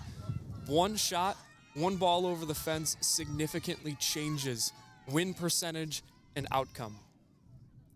1-1 drops in, not quite good enough, unable to bite the top half. The Cardinal faithful not loving a single bit of that. Lots of complaints from the fans. On deck for Toledo, it's Enriquez, the 2-1. Abley looks for it, gets her looking on the top half. 2 balls, 2 strikes. Cardinals are 3 outs away from putting an end to the Toledo Rockets and looking to win this series. Really, this is the tiebreaker for this regular season series. Despite all the curmudgeoning from the stands, these Cardinals have done a great job to take matters into their own hands and get ahead in this series. The 2-2 is inside at the ankles of Abley. It's a full count. Severino meeting with her infield. It's a sea of red behind her. Ball State in their all red uniforms, white lettering. Toledo the all gray with blue lettering. The 3-2 pitch on the way. High and away, Abley, a leadoff walk for Toledo. They are not done yet. Now you get Eli Enriquez for the Rockets up. Left-handed batter with the wind blowing out to the right. What's good about Abile and Enriquez being 1-2 is that both of them have the potential to be leadoff hitters. So if both of them can get on base, even just one, as we see with Abile, there's a lot of speed on the bags right now. Abley on first. The first pitch. Low and away into the dirt for ball 1 on Eli Enriquez. Enriquez playing her first games of the season after a month and a half away. She was injured on February 15th. Now she's back, hasn't missed a beat. So far today, she's 1 for 3. 1-0 to the lefty. In on the hands, grounds it on the right side just past the first baseman Gibson. A single for Eli Enriquez. The first 2 batters for the Rockets have gotten the board here in the top of the 7th. And that's another thing that makes softball and baseball so wonderful. It's that it's a game of inches. Multiple times today we've seen a ball inches away from somebody's glove. This time it was Caitlin Gibson, the first baseman. And if that ball lands in her leather, it's an out. Pena meeting with Severino. There is action in the Cardinal bullpen area. We do see Jessica Hoffman getting warmed up for the Cardinals. Hoffman pitched 4 innings yesterday, so it wouldn't be entirely out of the ordinary. That being said, coming into this series, she had just 1 inning pitched all year. Yeah, it was a bit of a shock that you didn't see Ball State in that situation go to a name like Sydney Miller or Brinkley Kita. It was with Hoffman they go to, and she looked pretty solid through 2. The last couple kind of fell off the rails. Nonetheless, Sydney Griffith in the righty-on-righty matchup. Runners on first and second for Toledo here at the top of the 7th. Still nobody out. First pitch. Inside for a strike. 0-1 the count. Severino, just what she needed. And now for the Rockets, it's exactly what we talked about before with we're in the 2, 3, 4 spot in the lineup, and 2 runners are on. This is a very ideal situation for Toledo and a chance to come back. Here's our 0-1. It's smacked to Louth at third base. Gets the tag on Enriquez. That's out number 1 here in the top of the 7th. Runners on first and second. Griffith advancing via the fielder's choice. Louth, she could have stepped on the bag, but she was a little bit too much over. It would have been a beat out to third. It would have been a race. She instead opts for the tag. Looked like Peterzak had belted over to third pretty quickly, but there are a few ways you could have done it. What matters is Louth got an out. Could have seen her step on the bag and try and go for 2 with Mulholland covering the bag, but it's all right. High and away, misses for a ball. 1-0 the count. With 1 out here in the top of the 7th. Severino, they are 2 outs away from giving the Cardinals a 9-4 win over Toledo. Severino sets it up. Now the 1-0 pitch. Smacks it to shortstop Peterzak. She fumbles it, gets away. Bases are loaded now for Kendra Vanderlucht on the advancement to first. Uncharacteristic from Maya Peterzak. Has a very high fielding percentage. I believe 980 on the season coming into the series, but again, uncharacteristic of her not to be able to corral it in. As soon as that ball came off the bat, it felt like an opportunity for a double play. Now, looking at Ball State, with bases loaded, there are force outs everywhere. An even better opportunity to turn 2 and get out of here. Her 5th error of the season right there. Bases are loaded. First pitch. Miller belts it deep to right field. Back towards the track. Forget about it. A grand slam for Audrey Miller. The Rockets have new life. 9-8 our score. You can't make this up. Wow. Did we just see what we thought we just saw? The name of the game has been to hit it into right field. If you can do so with a good little wind on it, it's gonna go over the fence. That's what happened right there, and that's what happened with Bloomfield as well. Now we're only up 1 with 2 outs away. As we see a change of pitchers, Pena has to in this situation. Jessica Hoffman has entered the contest for the Cardinals. Hoffman in for Severino. Ball State now, they are in safe territory. They lead 9-8 over Toledo. Severino giving up 8 runs, the exact total she gave up yesterday. Except yesterday she gave up 8 runs in 1 inning. This time she took a no-hitter into the 5th inning. The wheels just kind of fell off towards the end. Jessica Hoffman into the circle. She warms up for the Cardinals, and up comes now. You got Samantha Bolding, Maris Barbado, and Madison McKay due up for Toledo. How can Hoffman get the save here for the Cardinals? She has to trust her stuff in the same way Severino did for most of this contest. She's got to know that her teammates are relying on her, and but a lot of times that's what causes nervousness. There are a lot of people on her shoulders, her teammates, the fans, but you can turn that perspective around and say, these teammates trust me, my coach trusts me, these fans trust me, and that is the approach that a closer should have. Jessica Hoffman, effectively being put in as this closer for the Cards, has to realize that her teammates trust her, and while that's a privilege, it can be taken away. It might be a cause for pressure, but it's an opportunity to grow nonetheless. Hoffman getting warmed up. She will have quite the challenge against Samantha Bolding. Bolding's 0 for 3 today. However, she's one of those hitters that you feel like they're due for a hit at this point. Certainly. She averages a high 378 on the year. She's good enough to where she does feel due for a hit. She, at any moment, could have one grounder to short, but also could get one over the fence like we saw previously on that last at-bat. So a lot of potential on Samantha Bolding, and Jessica Hoffman is coming in with a tall task. Audrey Miller gave the Rockets new life with that grand slam to right field, hitting it Oppo Taco. Now comes Samantha Bolding. Oppo Taco, Roen. Yes, you haven't heard that? No. Oh, well now you have. Right. Love it. Now Jessica Hoffman greeted by her infield. Ball State only needs 2 more outs to end this here in the top of the 7th. You know it's a good broadcast when we have a neologism. Indeed we do. Oppo Taco. I'll write that one down. Hey, you give me quite a few neologisms today, including that word. First pitch misses low and away for ball 1 on Samantha Bolding. That's been a few. That's a good point. Curmudgeoning. Chagrin. Chagrin's my favorite. Jessica Hoffman, 1-0, winds up and delivers to Samantha Bolding. On the outside, catches it for strike 1. Just what the doctor ordered for the Cardinals. Little humor from us in a high-stakes situation. Gotta love it. I hope you've enjoyed the ride as well. As Ball State leads 9-8, I'm Roen Elbert, joined by Dylan Budd. Hoffman, she gets her signs from Timmons. Now the 1-1 pitch. She lets it rip. Misses well low. 2-1 our count. Samantha Bolding.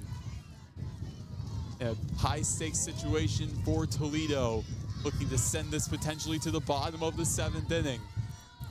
The Cardinals know how good of a hitter Bolding is. The outfielders are set up a lot deeper than they normally are arranged. 2-1, well in the dirt. 3 balls, 1 strike. Command's been an issue for Cardinal pitchers really up until Bree Severino, but now we resume that issue with Jessica Hoffman so far with the first batter she's faced. What's really interesting is there is so much momentum for Ball State the entire game, and now we see the anticipation from the Toledo side.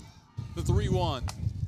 Belted out left field, just tucks in off of the wall. Samantha Bolding a single, avoiding disaster for the Cardinals. That looked like for sure it had enough carry to make it out. And if it weren't for that wind, maybe it would have been. You want to talk about a game of inches. It's about a foot from going over the wall and tying up this ball game. Still a chance for the Cardinals to get out here in the top of the 7th. 2 outs away with Maris Bobato up, but scary moment for Jessica Hoffman. She's got to reel it in. Barbado in a high-stakes situation for Toledo with a runner on first and 1 out. Nobody's warming up in either bullpen. Interesting. First pitch.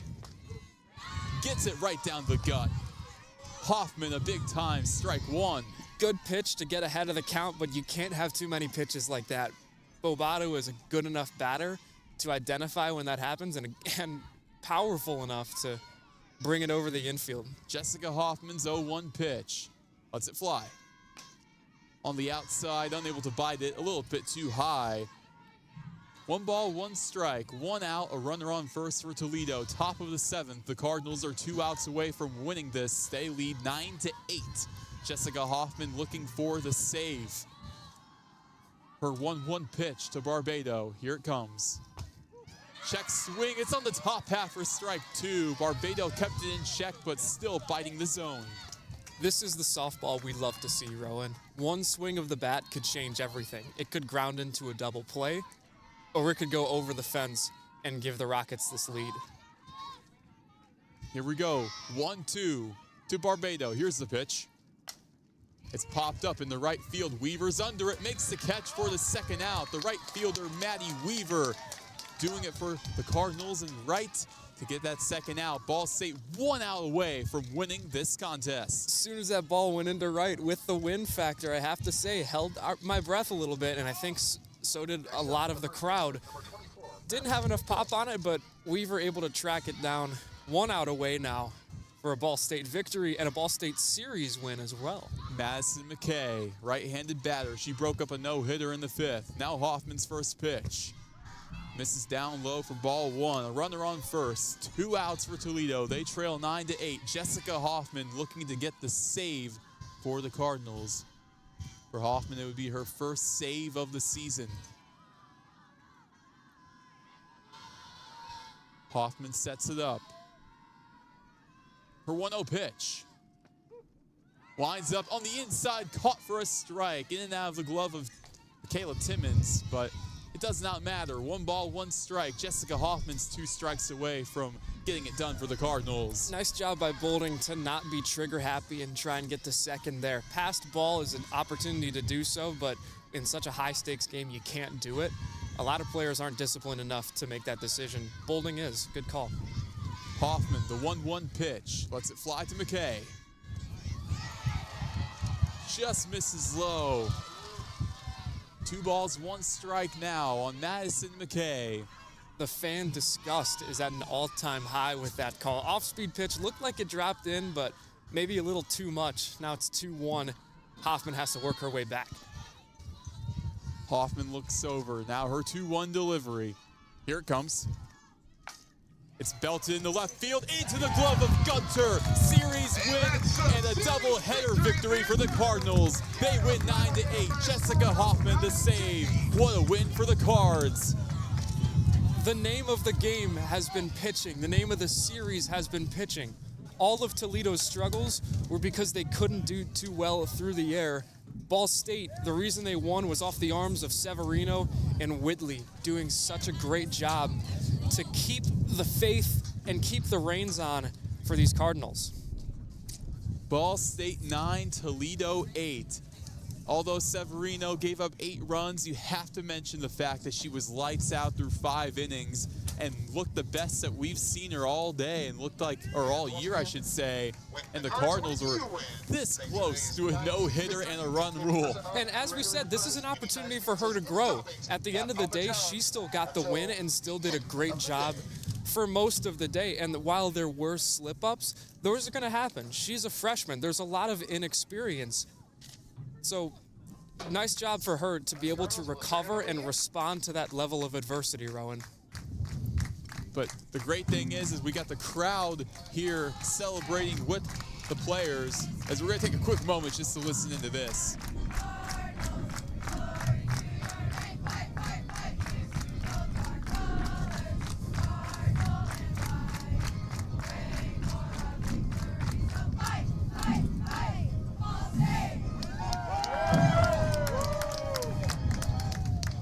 Couldn't have done it better myself. And that's going to do it for our broadcast. For Roen, Elbert, for Dylan Budd, it has been a pleasure to have you guys with us. Ball State softball, final score 9-8 over Toledo. This has been a production of SportsLink Digital Radio. I'm Roen Elbert. Good night, Muncie. This has been a production of SportsLink Digital Radio.